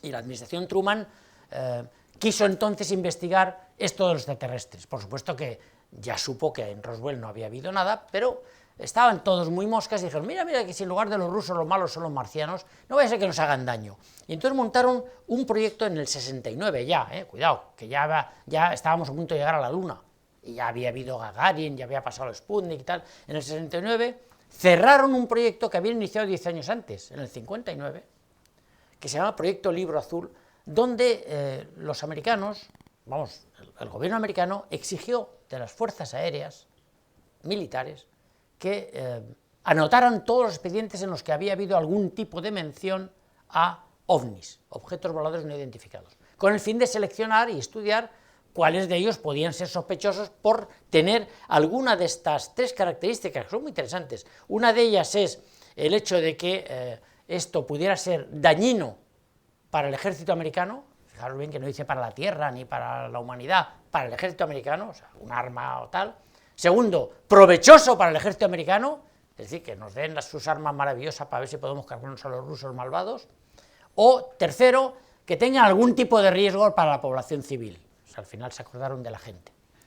Y naturalmente los resultados de aquel libro, de aquel proyecto azul, que se cerró en el 69, que por supuesto mantenido en secreto durante 30 años, pero bueno, ya se había filtrado por todas partes, era que había un 27% que no eran ni objetos, otro 27% que no eran voladores, que eran hojas o no sé qué y tal, había otro 30% que era luces o cosas que se podían explicar perfectamente, y al final les salía que el resto, pues que sería un 20% por ahí, pues no se podía explicar por falta de datos suficientes, no porque fueran misteriosos, sino porque quien lo contaba y tal, y que el 100% reposaban sobre testimonios, o sea, gente que decía que había visto tal, algunos de ellos pilotos de las fuerzas aéreas, cuidado, y otros pues gente o más o menos ilustre, más o menos no tan ilustre o lo que sea. Claro, ese 20% es el que le da alas a todos los ufólogos y a todos los magufos, decimos nosotros. Los magufos son los magos que creen en ufos, o sea, magufos. Pero ese 20% es por falta de datos de quien afirma haber visto esto. Nadie nunca ha aportado la más mínima prueba, que sería lo que en el fondo más haría dudar a quien tiene que dudar, que son los científicos. Porque vamos a ver, primera hipótesis, ¿es posible que haya vida extraterrestre? Respuesta contundente, sí. ¿Posible? Joder, que sí es posible. ¿Es posible que en el sistema solar lo haya? Respuesta contundente, pero menos. Probablemente no. Pero quizás sí. Vida. He dicho vida. Ahora, vida inteligente tecnológica, contundentemente no, en el sistema solar. Y en el resto de, pongamos, la galaxia. Joder, la galaxia tiene 100.000 millones de estrellas. Cada una de ellas podrá tener de 0 a muchos planetas, y alguno podría parecerse a la Tierra, o muchos. Hay una ecuación que hizo un astrónomo amigo de Carl Sagan, Franz Drake. La ecuación de Drake define un margen de probabilidades de cada uno de los factores que podrían condicionar que en un planeta hubiera una vida tecnológica parecida a la nuestra, o superior. La ecuación de Drake es muy divertida porque el resultado, claro, como vas acotando márgenes entre más, menos, multiplicando los distintos parámetros, te sale una cifra entre tal y tal. El tal y tal es 0 y 100 millones. 0 no, porque 1 ya sabemos que hay, la Tierra. Luego, está claro, 1 está entre 0 y 100 millones. Pongamos que hay 1 o 100 millones, pero no lo sabemos. Es como decir, ¿cuánto mide usted, señor Toaria? Pues yo en realidad mido 1,65, pero puedo decir, pues mido entre 20 centímetros y 3 metros. Es algo parecido. Pero bueno, la ecuación de Drake no informa de gran cosa, pero no podemos descartar el hecho de que si hubieran dado un concurso de circunstancias al azar similares a las que han ocurrido en la Tierra en los últimos 4.500 millones de años, bueno, la vida 3.850 millones de años, como para que en otro sitio haya vida. Que sea simultánea con la nuestra ya es mucho pedir. Y que además la simultaneidad sea también en el tiempo ya es mucho pedir por culpa de la distancia. Pero claro, la estrella más cercana está a 4 años luz. Su luz, que yo veo ahora, bueno, aquí no la veo porque está en el hemisferio sur. La Próxima Centauri pertenece al sistema triple Alpha Centauri, que está en el hemisferio sur. Bueno, se ve desde el hemisferio sur. Pero la luz tarda 4 años en llegar. Lo que yo veo es lo que allí salió hace 4 años. A lo mejor ahora ya no está. Pero yo no lo sé. Lo sabré dentro de 4 años, cuando me llegue su no luz. Si yo veo una estrella a 1000 años luz, lo que estoy viendo ahora es cómo era la estrella hace 1000 años. Estoy viendo el pasado. Y si yo digo que hay vida extraterrestre en un sistema planetario alrededor de una estrella a 100.000 años luz, dentro de mi galaxia, porque es mi galaxia, la Vía Láctea no está afuera, pues la luz que estoy viendo de esa estrella ahora, o la radiación electromagnética que mido, salió de allí hace 100.000 años. Imaginaros que yo tengo una novia en aquel planeta, y le mando una carta, claro, por correo electrónico, a la velocidad de la luz, emisión de radio o de lo que sea. Le tarda 100.000 años en llegar. Mi novia se ha muerto ya, claro, pero supongamos que es capaz de vivir 100.000 años, y entonces recibe un mensaje, uy, mi novio, ¿qué me ha escrito hoy? Y entonces me contesta, yo también te quiero mucho, Pepe. y tarda otros 100.000 años, o sea, 200.000, hasta que yo recibo la respuesta. Ya me diréis qué diálogo es ese. Hay una película por ahí reciente sobre unos astronautas en Marte, ¿no? Es divertido porque cogen el telefonillo y hablan con la Tierra y hablan instantáneamente. Imposible. Eso es imposible. Marte está, en el mejor de los casos, a 60 millones de kilómetros. Y en el peor de los casos, a 200 y pico, 250. Supongamos que esté a 100 millones de kilómetros. La luz viaja a 300.000 kilómetros por segundo. 100 millones de kilómetros dividido por 300.000 son la tira de segundos. En total, del orden de 15 a 20 minutos, según la distancia que esté Marte. Es decir, que si yo hablo con Houston, ¡Houston, tengo un problema!, Houston se entera 15 minutos después. Y me contesta, ¡aprieta el botón de la izquierda, imbécil! Tarda otros 15 minutos en responder, ¡media hora! Ya el botón, vamos, se ha estropeado todo, me he muerto y aquello se ha acabado. Se acabó la conversación. Y eso Marte, que está ahí al lado. Es el planeta que está más cerca, bueno, Venus, pero Venus es inhabitable. Es el infierno. Entonces, bueno, claro, si pensáis en esto, el hecho de que haya vida extraterrestre, inteligente y tecnológica, que esté a una distancia que sea simultánea con nosotros, es decir, que ellos ya se hayan acabado, pero nos lleguen sus señales de hace 1000 años, y que a lo mejor en estos momentos ya no existen, porque ha habido una guerra nuclear allí, como puede que aquí la haya, pues todo eso, claro, es mucho pedir. Pero no es imposible, por tanto, no se puede decir que sea imposible. Ahora bien, que estén aquí, que nos invadan, que estén entre nosotros, como hay quien dice que si lleva el dedo no sé qué, o la mano no sé cuántos, tal, que haga, vamos a ver, eso es como lo de los indios y los vaqueros. Ahora cuéntame un chiste de romanos, y ya está, y nos reímos todos un poco y ya está. Pero hay gente que se lo cree, y hay revistas con un gran éxito en los kioscos, que tienen mucha vida, más que las científicas, que muchas de ellas se han muerto ya, incluso la que yo dirigí y creé, pobrecita mía. Entonces, claro, hay muchas hipótesis, hay mucho deseo de fantasía. Yo siempre he pensado que la gente cree en cosas raras, en cosas increíbles, por dos razones. Una, porque no le satisface las cosas del mundo cotidiano, cosa fácil, porque el mundo cotidiano, como decía una amiga mía, es una mierda casi siempre. Menos mal que está el casi, que de vez en cuando, como esta tarde, pues arregla un poco el asunto.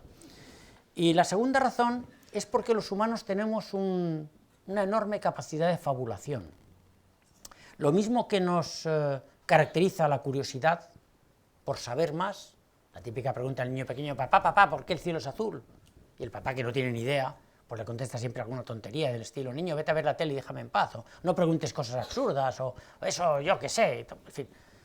Pero, bueno, tenemos curiosidad, la perdemos luego de mayores, por culpa de la hipoteca del coche, de la suegra, del jefe, o de lo que sea. Pero la curiosidad nos caracteriza como especie, y es la que nos ha hecho progresar, no nos engañemos. La curiosidad es la madre de la ciencia, aunque a mí de pequeño me decían que era un vicio, y además femenino, que era todavía peor. Pero bueno, esa curiosidad también nos facilita mucho el hecho de imaginar, por eso hay grandes novelistas, hay grandes pensadores, no siempre en la dirección más correcta, pero da igual, lo importante es pensar, como diría un filósofo, no pensar, y que piensen otros por ti. Y hay sobre todo una imaginación portentosa capaz de sacarle rendimiento a casi cualquier cosa real, fabulando en torno a ella. Esa capacidad nuestra de fascinación por lo raro, por lo extraño, por lo fascinante, por lo superalgo, superhumano, supernatural, lo que sea, nos lleva a creernos, o al menos a imaginarnos, cosas muy divertidas. Y está ahí, esta misma imaginación que hace que un guionista de Hollywood haga un buen texto para una película, o que un músico sea capaz de componer sinfonías maravillosas, o que un pintor sea capaz de pintar abstrayéndose de la realidad, como Picasso con el Guernica, ¿no?, a partir de una realidad, ¿no? Eso es lo que explica muchas veces por qué la gente cree en estas cosas, ¿no? A mí no me parece mal, yo creo que yo también tengo mucha imaginación. De hecho, estoy escribiendo una novela de ciencia ficción, que no veáis lo que estoy metiendo ahí dentro. Pero eso tiene un peligro cuando, como en el caso de la homeopatía, toca temas delicados como el tema de la salud, porque ahí ya nos jugamos algo más que eso, ¿no? Quería terminar con un tema también médico que me da mucho miedo, que tiene que ver con el cáncer. Me da mucho miedo porque he vivido de cerca 3 casos, uno de ellos un nieto mío pequeño, en los que los amigos mejor intencionados te recomendaban terapias completamente ridículas. El cáncer es una enfermedad que da miedo. Es curioso porque da más miedo que otras cosas que a lo mejor son más graves, pero es verdad que como hay tantos tipos de cáncer y como nos rodea por todas partes esa enfermedad, porque afecta a muchos órganos y cada una de manera diferente, cada órgano de manera diferente, pues, y entonces, claro, contra el cáncer hemos encontrado muy pocos remedios, pero cada vez encontramos más. Hay tres, ya sabéis bien, ¿no?, que hay tres grandes líneas de actuación contra un tumor, cuando el tumor se hace maligno, que es, en primer lugar, extirparlo, o sea, la cirugía, venga, fuera, limpiar lo más posible y ya está. El segundo es la quimioterapia, hay un montón de productos y cada vez se encuentran más que impiden que las células crezcan. Nuestras células están constantemente, casi todas ellas, creciendo, reproduciéndose. Las células de un tumor crecen y se reproducen mucho más deprisa que las demás y además lo invaden todo. De hecho, pues son supercélulas, pero son tan supercélulas que lo invaden todo y al final te matan. Y se matan ellas mismas. Pues son células suicidas. Pero si impides que crezcan, pues entonces paras ese crecimiento, no lo echas para afuera, pero lo paras. Y eso hay montones de productos químicos que hacen ese efecto y que funcionan bien. Lo que pasa es que también paran de crecer otras células. Por ejemplo, el pelo que está constantemente creciendo deja de crecer, incluso se cae. Por eso la gente que está con tratamiento de quimioterapia normalmente se queda calva, y en fin, estas cosas. Y el tercer grupo de aplicaciones para curar el cáncer o para intentar paliar sus efectos es la radioterapia. Ya en la época de Marie Curie, cuando ella puso aquel famoso Instituto del Radio y luego montó aquellas ambulancias para la Primera Guerra Mundial, donde con unos aparatos de rayos X absolutamente pedestres, donde la gente recibía, los médicos y las enfermeras recibían unas radiaciones brutales, se quemaban las manos y tal, pero bueno, conseguían ver las fracturas de huesos de los enfermos y tal, aquello era mágico y los médicos podían actuar muy bien sobre los heridos de guerra y demás. Ya en aquella época se sabía que en algunos casos la radiación de este tipo podía eliminar determinados aspectos negativos de alguna enfermedad y en particular de algún tumor, ¿no? Lo generaba, pero también en algún caso podía curarlos, y desde entonces, ya en los años 50, se empezó a usar la famosa bomba de cobalto, y ahora ya se utilizan, bueno, la radioterapia es de uso común en cualquier hospital oncológico, y es muy efectiva en determinadas dosis. Hoy día ya se puede incluso calcular la dosis para que no haga daño a la parte de la piel que atraviesa, y si haga daño se concentre la potencia de la radiación justo donde está el tumor. En fin, se puede circunscribir muy bien con resonancia magnética en 3 dimensiones, con escáner o lo que sea. En fin, la verdad es que esto, pero no es suficiente. Hay una cuarta aproximación muy moderna, que es la inmunológica, anticuerpos monoclonales, que consiguen en un momento dado pues atacar estrictamente solo a las células cancerosas y no a las demás, y eso está ahora en experimentación y demás, pero claro, de morirse todos los casos de cáncer confundidos, 2/3 de los enfermos, como hace 40 años, a morirse 1/3 de los enfermos, como ahora, todavía 1/3 de los enfermos de cáncer se mueren. Pronto, morir no vamos a morir todos. La supervivencia del cáncer siempre se habla 5 años, y una recidiva entre 5 y 10 años se considera recidiva, más de 10 años se considera un cáncer nuevo, aunque a veces es el mismo cáncer, pero bueno, eso es lo que más o menos se considera, no está en ningún texto científico, pero es una estimación, digamos, sanitaria.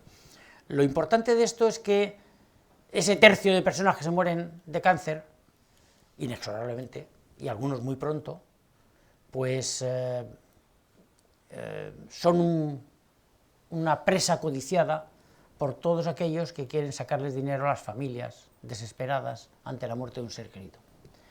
Mi hija tuvo un hijo y a los 6 años se le declaró un cáncer y mi nieto murió a los 11. Los médicos dijeron a los 2 años que ya no había nada que hacer y que lo mandaban para casa para que se muriera en casa, pero le ofrecieron la posibilidad de irse a Nueva York. Mi hija vivía entonces en Chicago, era profesora de la Universidad de Chicago, de irse a Nueva York, a la universidad, donde había un tratamiento experimental muy agresivo, donde experimentaban con anticuerpos monoclonales, por tanto terapia inmunológica, pero todavía se obtenían del ratón, en un hibridoma entre célula humana y célula de ratón, con lo cual había unos efectos secundarios brutales y tal, con lo cual el niño tenía que pasar por unos protocolos y aprobarlos y tal y cual, pero que tenía muchas esperanzas. De momento casos de supervivencia ninguno, porque estaban empezando. Y mi hija me dijo: ¿qué hacemos, papá? Chica, yo, ¿qué te voy a decir? Tú verás, yo es que soy partidaria de ir y mi marido también. Y dije, pues yo también. Yo, vamos, no te lo decía, pero si ya que lo dices tú, yo de cabeza, a luchar. Y mi nieto duró 4 años más, con esas terapias experimentales. No perdió ningún curso escolar, aunque pasaba largas sesiones en Nueva York, que vivía en Chicago, y además era de los primeros de la clase, tocaba el violín, y se quedó medio sordo por el tratamiento de quimioterapia, los cisplatinos y los carboplatinos, estos que te dan cáncer y tal, pero se murió.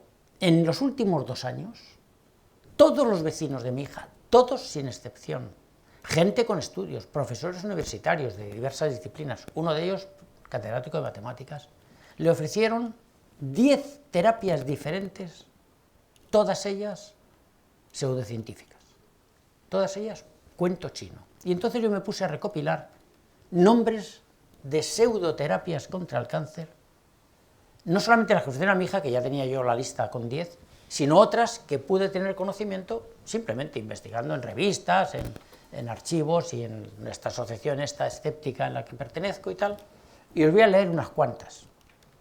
Todas ellas gozan de gran predicamento y todas ellas son ofrecidas de una manera u otra en los hospitales a los enfermos o los familiares de cáncer. De esto los médicos, los oncólogos, están cabreados como monas, porque además consideran que muchas veces distraen al enfermo del auténtico tratamiento, que no es que le vaya a salvar la vida, pero por lo menos podría alargársela o mejorar su condición de vida en los años de la enfermedad o lo que sea. El caso de Steve Jobs es paradigmático, ¿no? Este hombre, con lo listo que era para el tema de los negocios y de la cosa informática y tal, cuando tuvo su cáncer, pues renunció completamente a toda terapia, quimioterapia, radioterapia y cirugía, y se puso en manos de un naturópata que le trataba con hierbecitas y diluciones de cloro. Y claro, se murió enseguida, y además pasando las canutas. Los nombres de estas terapias que ofrecen son la angeloterapia, vienen los ángeles y te visitan, y viene una señora que sirve de medium para eso. Hay una famosa aristócrata española que sale mucho en la tele, que es una de las más fervientes practicantes de la angeloterapia. El biomagnetismo, resucitando aquellas viejísimas ideas de Mesmer, el magnetismo humano, somos cuerpos magnéticos, los pases magnéticos, los campos magnéticos, te ponen imanes por todas partes y tal. La bioneuroemoción o la biodescodificación, esto es muy moderno. Esto es el pensamiento positivo, es que tú piensas positivamente y toda tu familia te rodea y piensa positivamente y matas al cáncer, que es un error que tú estás cometiendo porque crees que no te quiere tu gente, necesitas que la gente te quiera a la vez, todos a la vez juntos, ¿no? Chorradas. Las constelaciones familiares, la dianética, es una religión potente en Estados Unidos. La dieta alcalina, hay que evitar los ácidos son los culpables de todo lo malo que hay en el universo. Por tanto, dieta alcalina por un tubo. La desensibilización por medio de movimientos oculares, esto se lo propusieron a mi nieto, vamos, a mi hija, que los echó, bueno, prudentemente porque eran amigos. Es, por lo visto, según una serie de movimientos de los ojos, del cual hacen que recobre el cerebro por dentro un equilibrio que se ha roto y con eso ya consigue que el resto del cuerpo consiga equilibrio. No os cuento las cosas porque a mí me hace llorar. Las flores de Bach, que hay que fastidiarse, que el nombre de Bach se ha utilizado para una cosa tan absurda, ¿no? La hidroterapia de colon, esto es la magia absoluta, eso ya se ha dicho desde eso es resucitar técnicas que había en la Edad Media, que era el lavado del intestino, bien lavado, con muchos litros de agua, y con eso ya limpias toda la porquería que hay en el cuerpo, todas las toxinas. Las toxinas, la que la limpia pero muy bien es el riñón, que está todo el rato depurando el organismo, no hace falta más depuración que esa. Si el riñón funciona muy bien, bebe usted agua y ya verá usted qué bien va lo de las toxinas, pero bueno. La homeopatía, claro, la homeopatía cura el cáncer, por supuesto. La iridiología, esto de que en el iris está todo el cuerpo humano representado y que según cómo esté el iris ya saben lo que te tiene y tal y cual, y entonces según cómo puedas actuar para evitar esto, salvo que tengas una ictericia de copón con el hígado fastidiadísimo, la verdad es que lo de los ojos amarillos es el único síntoma real de algo que va mal, pero bueno. La homotoxicología, que es intoxicarse con venenos propios, es decir, tomar la orina, tomar las heces y tal, que con eso pues te autointoxicas, te autodesintoxicas contra tu propia toxinas. Los suplementos minerales milagrosos, hay uno del Josep Pamies, este sinvergüenza, que vende productos mágicos en Cataluña, que es el MMD o no sé qué, que es un hidróxido de cloro, MMS, es que no quiero ni saberlo. y que lo vende como el remedio, y es un óxido de cloro que es terriblemente agresivo, por cierto, pues suelta un oxígeno naciente, un oxígeno, un radical libre que te joroba todo lo que hay que jorobar por dentro y tal, pero con eso cura todo el cáncer, que la quimioterapia es horrible y tal, es lo que dice este hombre. La programación neurolingüística, muchos problemas físicos se deben a que hablamos mal y que tenemos mal programado el cerebro y el órgano de hablar. En fin, bueno, ya no quiero hablar de lo del ciego no quiero seguir, el psicoanálisis, la quiropráctica, la reflexología, la acupresión, que cura el cáncer, apretando los puntos, los nodos del malestar y tal, la medicina antigua, de los meridianos, estas cosas, el reiki, que todavía hay gente que se cree lo del reiki, los pases mágicos y estas cosas y tal, la terapia Gerson, la terapia Gestalt, humanista, la terapia neural, todo es un problema todo de los nervios, hay que reequilibrarlos, la ortomolecular o la medicina ortomolecular, que es dándote una determinada forma de comer y de cosas y tal, la terapia quelante, el toque terapéutico, en fin, no podéis imaginaros la de cosas que hay para pseudoterapia contra el cáncer. ¿Qué cabe hacer contra esto? Vamos a ver, por terminar, porque yo no tengo ni idea ni de qué hora es ni nada. ¿Cómo vamos de hora? Bueno, no me preocupo. ¿Qué cabe hacer? Vamos a ver, ¿la ciencia lo sabe todo? No, obviamente. La ciencia es un bien absoluto establecido en aquello que está establecido y por establecer, pero con la misma seguridad en aquello que está por establecer. Obviamente no, y el que piense eso, bueno, no sabe nada y vosotros ya sabéis que no, por muchas otras razones. Entonces, ¿qué es la ciencia? Esa es una pregunta que se hace en todos los libros. He leído bastante filosofía de la ciencia, bastante, y yo sigo haciéndome esa pregunta de una manera muy simplista. La ciencia son dos cosas. Para mí la respuesta es muy sencilla. Son dos cosas. Una es un método para conocer lo que nos rodea y su forma de funcionar, eso de por qué y cómo son las cosas como son. Un método. No quiero ni calificarlo, no quiero ni siquiera decir que es el mejor método. Creo que es el mejor método, pero no me hace falta ni siquiera decirlo. Es un método. Por otra parte, la ciencia es también, o suele ser considerada como ciencia, la ciencia con C mayúscula, el acúmulo de conocimientos que, aplicando ese método, nos han permitido a lo largo de muchas generaciones vivir más y mejor. Es bastante sencillo lo que acabo de decir, pero es muy cierto.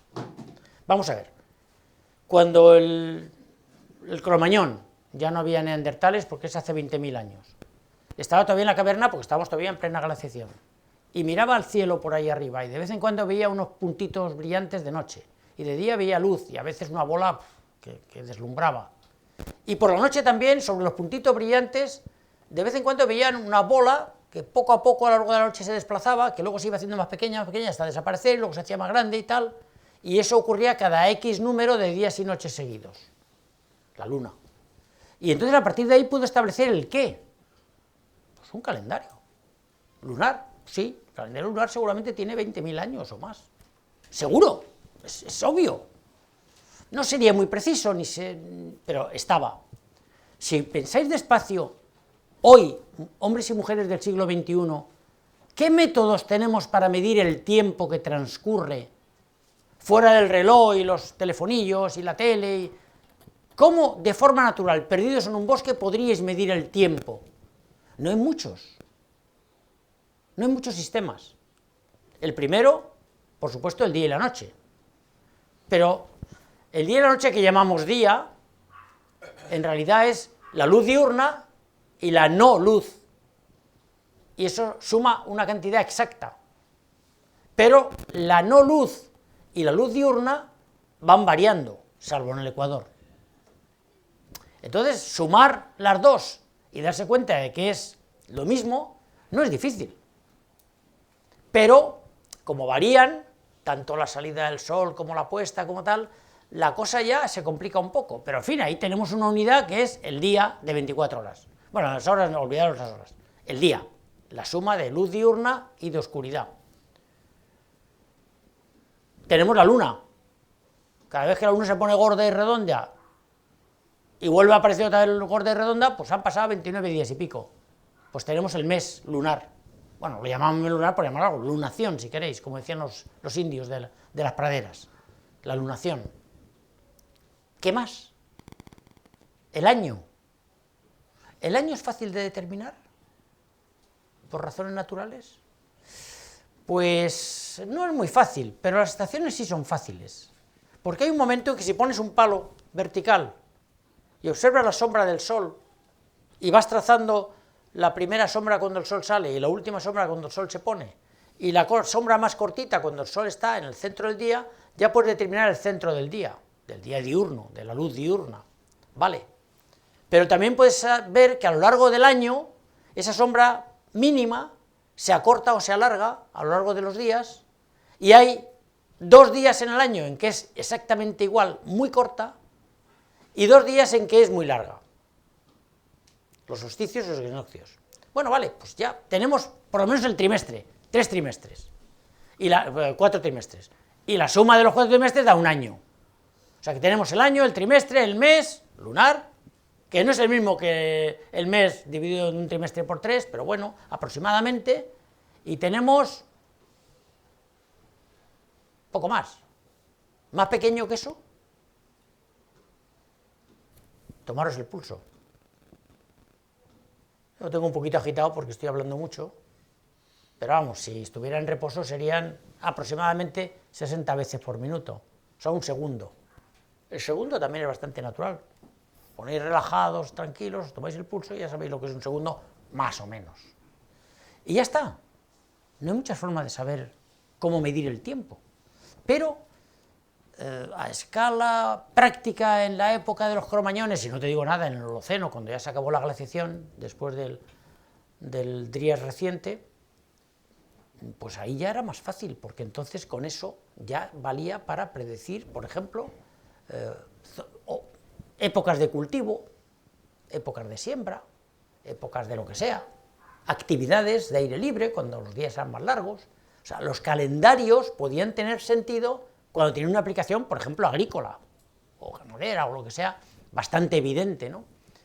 Bueno, eso fue bastante útil, luego ya se inventaron los relojes de arena, de agua, clepsidras, o lo que sea y tal, y ya inventamos los relojes, y el cronómetro ya fue inventado en el siglo XVIII. El cronómetro embarcable en un barco para poder medir la longitud, que hasta entonces nadie sabía medir la longitud, sabíamos medir la latitud, pero no la longitud. Por eso Colón creyó que había llegado a China y estaba, ni a la mitad del camino, pero es que no sabía medir la longitud. Pero bueno, da igual, lo importante es que no tenemos fácilmente conciencia de cómo hemos aprendido todo lo que hemos aprendido, pero hemos aprendido muchas cosas desde la época de los cromañones. Dice, bueno, vamos a ver, pongamos desde la época del Holoceno, desde la era de los metales, bueno, joder, ya estamos restringiendo mucho, 4 o 5 mil años, bueno, sí, está bien, 6.000 años, bueno, no está mal, ¿no? Desde entonces acá, el acúmulo de conocimientos nos ha ido permitiendo obtener ventajas cada vez más evidentes para nuestra vida, tanto en calidad de vida, para vivir mejor, comer más, hacer más cosas y tal, como en cantidad de vida, porque lo aplicábamos a vivir mejor y a vivir más también. Es evidente que la esperanza media de vida del hombre de Cromañón no debía pasar de los 20-25 años. Hombre, en la época de los romanos ya estaba en los 30, y en la época a finales del siglo XIX, los 40. Pues son mejoras evidentes, ¿no? Lo que pasa es que en un solo siglo hemos pasado de 40 a 80, gracias a la revolución industrial. O sea que de repente ese acúmulo de conocimientos, que podemos llamar la ciencia con C mayúscula, se ha hecho exponencial, y además una exponencial muy, muy acusada, en los últimos 100 años. Y eso explica muchos problemas que tenemos hoy. Por ejemplo, la superpoblación, y derivado de ella, la escasez de consumo de agua potable, especialmente en países mal favorecidos por este recurso, hasta que tengamos una desalación del agua del mar barata, que todavía no está. En segundo lugar, propicia el hecho de que una pequeña minoría de esos 7.500 millones de humanos que somos ahora, una pequeña minoría, consumimos una enorme cantidad de fuentes de energía para transformar esa energía en nuestro provecho, lo cual hace que esas fuentes de energía, muchas de ellas, la inmensa mayoría fósiles, estén desapareciendo, y encima, como lo hacemos de manera poco eficiente, de manera bastante sucia, y además sin ningún respeto por el entorno natural, encima nos contamina, de muchas maneras. Y claro, esto origina una enorme desigualdad en el mundo actual, donde hay 1.000 millones de súper ricos, 1.000 millones de ultra pobres miserables que no tienen ni que comer ni que beber, y el resto, pues, medio malviviendo, intentando mejorar, algunos más deprisa que otros, como algunos chinos. Aproximadamente la cuarta parte de la población china crece como casi cualquier europeo y tiene un desarrollo casi como cualquier europeo, pero 3/4 partes están todavía en la Edad Media, ¿no? Eso es muy típico de China y de la India, donde está todavía peor, y de algunos otros países. Bueno, da igual, lo importante es que la ciencia pueden ser esas dos cosas, o un método, o bien el acúmulo de conocimientos que ha sido espectacular, especialmente en los últimos 100 años. Eso, ¿cómo se compadece a la hora de contrastarlo con los supuestos conocimientos derivados de algo que no sigue ese método y que se acepta que son conocimientos? Los primeros, los conocimientos de tipo religioso. Yo sé que Dios creó el mundo en 6 periodos. Bueno, gracias a Teilhard de Chardin sabemos que son periodos. Todavía hay quien dice que son días, de los nuestros, de los de verdad, de los del sol y el cielo. Y hay un museo de la creación en Kentucky, museo de la creación, con un arca de Noé, que es la más grande que hay en el mundo, que se visita, por cierto vale $28 ir a verlo. Tiene ya cerca de 3 millones de visitas en unos años. De verdad, mirar por internet, Evolution Museum y The Ark Encounter, el encuentro con el arca. De verdad, el arca de verdad, bueno, modelo, pero como era la de Noé, exacta. Y estos señores dicen que el mundo tiene, como decía el obispo Ussher, 7.800 años, y ya está. Y que los dinosaurios vivieron con los hombres, por supuesto, claro, y hemos tenido en el pasado pues dinosaurios amaestrados, como tenían los picapiedras, ¿os acordáis? En lugar de un perro tenían un dinosaurio, lo cual es una barbaridad científica como un templo. ¿Y a esta gente qué les dices? Porque luego tienen un panel científico y hay una parte del Museo de la Evolución que es The Science of Evolution, la ciencia de la evolución. Y claro, yo me siento desarmado, dices, vamos a ver, esos tíos, ese museo debió costar, me parece que eran $500 millones el museo, y el arca 600, porque el arca es carísima, está hecha de madera toda, es el mayor edificio de madera que se ha hecho nunca en el mundo, todo de madera, claro, no había metales, se supone en la época de Noé, no sé, la Biblia dice algo de metales en la época de Noé, yo eso no entiendo, soy poco experto en la Biblia, pero bueno, claro, este tipo de cosas, ¿eso se considera un conocimiento o es una simple afirmación? Yo me quedo mucho con la idea simplista que en algún libro escribe Dawkins, cuando dice eso tan divertido de que la ciencia se basa en algo tan sencillo y al mismo tiempo tan exigente como la evidencia. Y en cambio las creencias se basan en 3 cosas mucho más frecuentes que las evidencias, que son por una parte la tradición, que es poderosísima, la tradición, por otra parte el principio de autoridad, claro, lo digo yo, tal, y por otra parte, por supuesto, la revelación, aquello que Carl Sagan llamaba delirio, ¿no? Pero bueno, viene a ser lo mismo, revelación. Claro, estas 3 cosas caracterizan muy bien cualquier creencia, y uno tiene tendencia a decir, cualquier cosa que sea en ciencia, basado en eso, no es ciencia. Pues decía yo antes que apelar al principio de autoridad para convencer a mi sobrinita de que lo que estaba diciendo era una tontería, de que algo podía haber con lo de la astrología, pues fue un pecado de lesa ciencia por mi parte, suponiendo que esas cosas existan, que ojalá no. No, que seguro que no. En este caso, entonces, la batalla es ¿dónde está mi tentación del fundamentalismo? Lo que sé, lo sé, y sé que funciona, porque los aviones vuelan, aunque pesan 300 toneladas, y vuelan por el Atlántico a 1.000 km por hora y a 10.000 metros de altura, y eso es claramente contrario a cualquier cosa que uno piense que es posible, pero ocurre, y también sabemos todas las cosas que sabemos del mundo de hoy, ¿no? Como que yo con este aparatillo pueda ver una foto que me acaba de enviar mi hija desde California, pues también, eso es verdad, lo sé, o como que esta pantalla se ve y no sé por qué. Bueno, la tele ustedes de su casa la ven y no saben por qué. Como tampoco saben por qué el cielo es azul. ¿Alguien sabe aquí por qué el cielo es azul? ¿Hay algún físico? Sí, algún físico puede que lo sepa. Pero no es tan fácil, ¿eh? Dice, bueno, ¿y a mí qué? Ah, no abdiquen nunca de la curiosidad. Por favor, nada más salir de aquí, váyanse a internet y busquen difusión de Rayleigh, a ver qué pasa. Con eso puede que entiendan algo del por qué el cielo es azul, pero no es fácil, la respuesta. Pero, en el fondo, lo que a mí me apetece mucho decir es que la tentación fundamentalista se arregla muy fácilmente. Yo lo que sé, lo sé, mientras no se demuestre lo contrario. O sea, que acepto la posibilidad de que todo lo que sé, incluso lo que sé, que lo sé porque lo sé, pueda no ser cierto. Pero me lo tienen que demostrar con más fuerza que las demostraciones que demostraban que lo que sé, lo sé. Es decir, si alguien me dice ahora que un avión no puede volar, me lo tiene que demostrar con mucha más fuerza que la que me proporcionará meterme en el avión esta noche e irme a Madrid. Eso claramente parece imposible. Pero no se os ocurra nunca decir, eso es imposible. Porque mira tú, que a lo mejor ocurra que el avión vuela, pero por otras razones. Mira tú que si hay un angelito de la guarda que me va llevando ahí porque no quiere que me muera antes de tiempo, y eso algún día se demuestra que es verdad, ya sé que es muy improbable, no quiero decir imposible, pero bueno, hay que aceptar con libertad de pensamiento el hecho de que la ciencia no es absoluta. Una vez aceptado eso, tienes todos los argumentos para combatir las pseudociencias. Y creedme que a mis 73 años lo hago. No mucho, porque en el fondo me pagan para hacer otras cosas, mi trabajo es otro, pero me divierte. Y algunos de mis libros, como el de la astrología y tal, pues me han producido muchas satisfacciones. De hecho, estoy pensando en escribir otro. Parecido, pero menos coñazo, porque aquel era muy coñazo. Me puse a demostrar por qué la constelación de Leo, que es la mía, se supone, en realidad era la constelación de la plancha de planchar. Porque si veis la constelación de Leo, que por cierto tiene estrellas muy poco brillantes, salvo Regulus, que es la más importante, claro.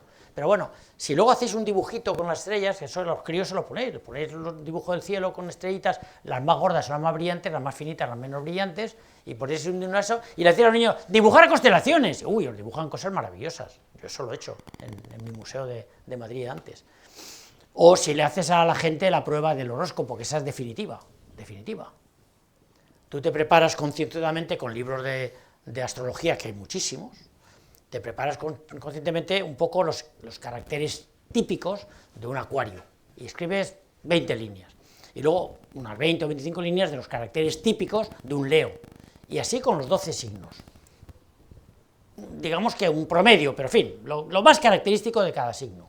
Y luego tú los haces en fotocopia y tal, y tienes muchos, y preguntas en una sala como esta, o una clase en un colegio. Nosotros lo hacíamos en los museos de la ciencia en Coruña, yo lo hice en Madrid, y el Planetario de Pamplona lo hizo en Pamplona, con colegios, y decía, ¿tú qué eres? Yo soy Leo, toma, el de Leo. ¿Tú qué eres? Yo soy Acuario, toma, el de Acuario. Y les daba los estos. Y entonces decías que puntuaran de 0 a 5. 0 no se parece ni por el forro a mí, la astrología es un cuento chino. 5 soy yo clavado, la astrología funciona de miedo. Esa era la idea.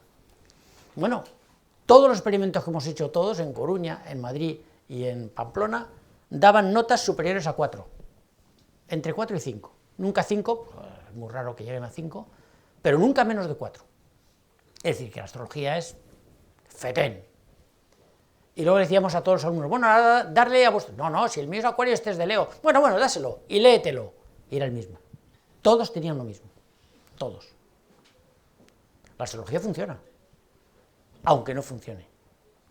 Y eso demuestra hasta qué punto hay mecanismos, resortes en la mente humana que nos hacen creer en lo increíble y que al final nos llevan a actitudes incluso dañinas para nuestra propia salud. Lo de la astrología no, pero lo de la homeopatía o lo de la terapia del cáncer, o tantas cosas que no puedo sacar hoy porque si no nos tiramos aquí toda la noche, pues eso sí lo llevaría, ¿no? Ya está, no quería yo daros doctrina, ya os habéis dado cuenta, sino contaros algunos sucedidos que en mi vida me han ido llevando poco a poco hacia un camino escéptico pleno. Creo que soy escéptico plenamente hacia casi cualquier cosa, lo cual no me impide vivir plenamente, por otra parte, y con bastante buen humor, porque estas cosas os cogen un buen humor o te da una cirrosis hepática en 3 días. Y el buen humor yo creo que nos salva mucho, ¿no? Es como decía mi amiga aquello de que la vida es una mierda casi siempre, pero el buen humor te hace pensar, sí, pero está el casi. Y entonces ya con eso nos vamos librando. Nada más, ha sido un honor y un placer estar con vosotros.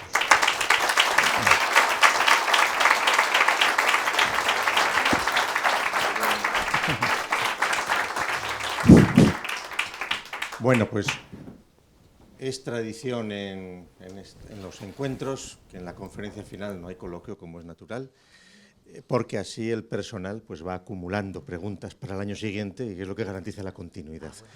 Pero, como en cuanto clausuremos esto, tendremos la posibilidad de estar compartiendo pues delante de una tortilla española y de un vino español, pues el que tenga alguna duda terrible, pues Manuel Toaria sin duda le responderá. No os voy a sacar de ninguna duda, pero sí, si tenéis alguna, no sé, algún comentario, alguna pregunta o lo que sea, que os parezca interesante, os voy a dar mi correo electrónico, porque no me importa nada, y además lo contesto. Puede que tarde, que estoy liado. Es muy fácil, yo me llamo Manuel Toaria, ¿no? Pues Manuel Toaria, con un punto en medio, manuel.toaria. Y luego, como casi todo el mundo, gmail.com. Muy fácil. Bueno, pues procede entonces rápidamente a hacer la ceremonia de clausura para que no quede abierto estos encuentros, porque si no habría gente que quedaría pues molesta o incómoda, si no lo clausuramos. Debo agradecer a todos los ponentes, a todos los comunicantes, su amabilidad al desplazarse hasta Oviedo, a todos los asistentes y particularmente el esfuerzo que la mayor parte de los presentes han hecho, pues, de tener que venir hasta Oviedo, etcétera, etcétera, etcétera. Como es obvio, no hay 22 encuentros sin 23, entonces estamos ya convocados para los 23 encuentros que serán en los días similares, el viernes y el sábado anterior al Domingo de Ramos, como venimos haciéndolo desde hace 9 años, porque antes se hacían en julio. Como saben, los vídeos ya están subidos a Internet. Bueno, esto que estamos hablando ahora, dentro de 10 minutos estará disponible. Y lo que son las comunicaciones, en cuanto estén los textos, pues serán publicadas convenientemente para favorecer la plasmación de las cosas que aquí se han ido diciendo. Como en todos encuentros, yo creo que se cumple perfectamente con la posibilidad de que todos se pongan en contacto unos con otros. Entonces, como siempre pasa, pues ha habido de todo, que algunos se han estrenado dándose a conocer por primera vez, otros ya nos han confirmado pues su gran valía y todas esas cosas. Este año también ha habido renovación de personas. Les recuerdo que el año pasado fue el primer año en el cual participó una persona que ya había nacido después de que empezaron los encuentros, que fue Axel Rivero, que tenía 20 años cuando participó en los encuentros 21. Y entonces eso es la mejor prueba de vitalidad de la institución. Y entonces, pues nada, nos vemos en 2018, aquí mismo, porque no pensamos irnos de este edificio. Y entonces, pues quedan formalmente clausurados los 22 encuentros de filosofía. Gracias.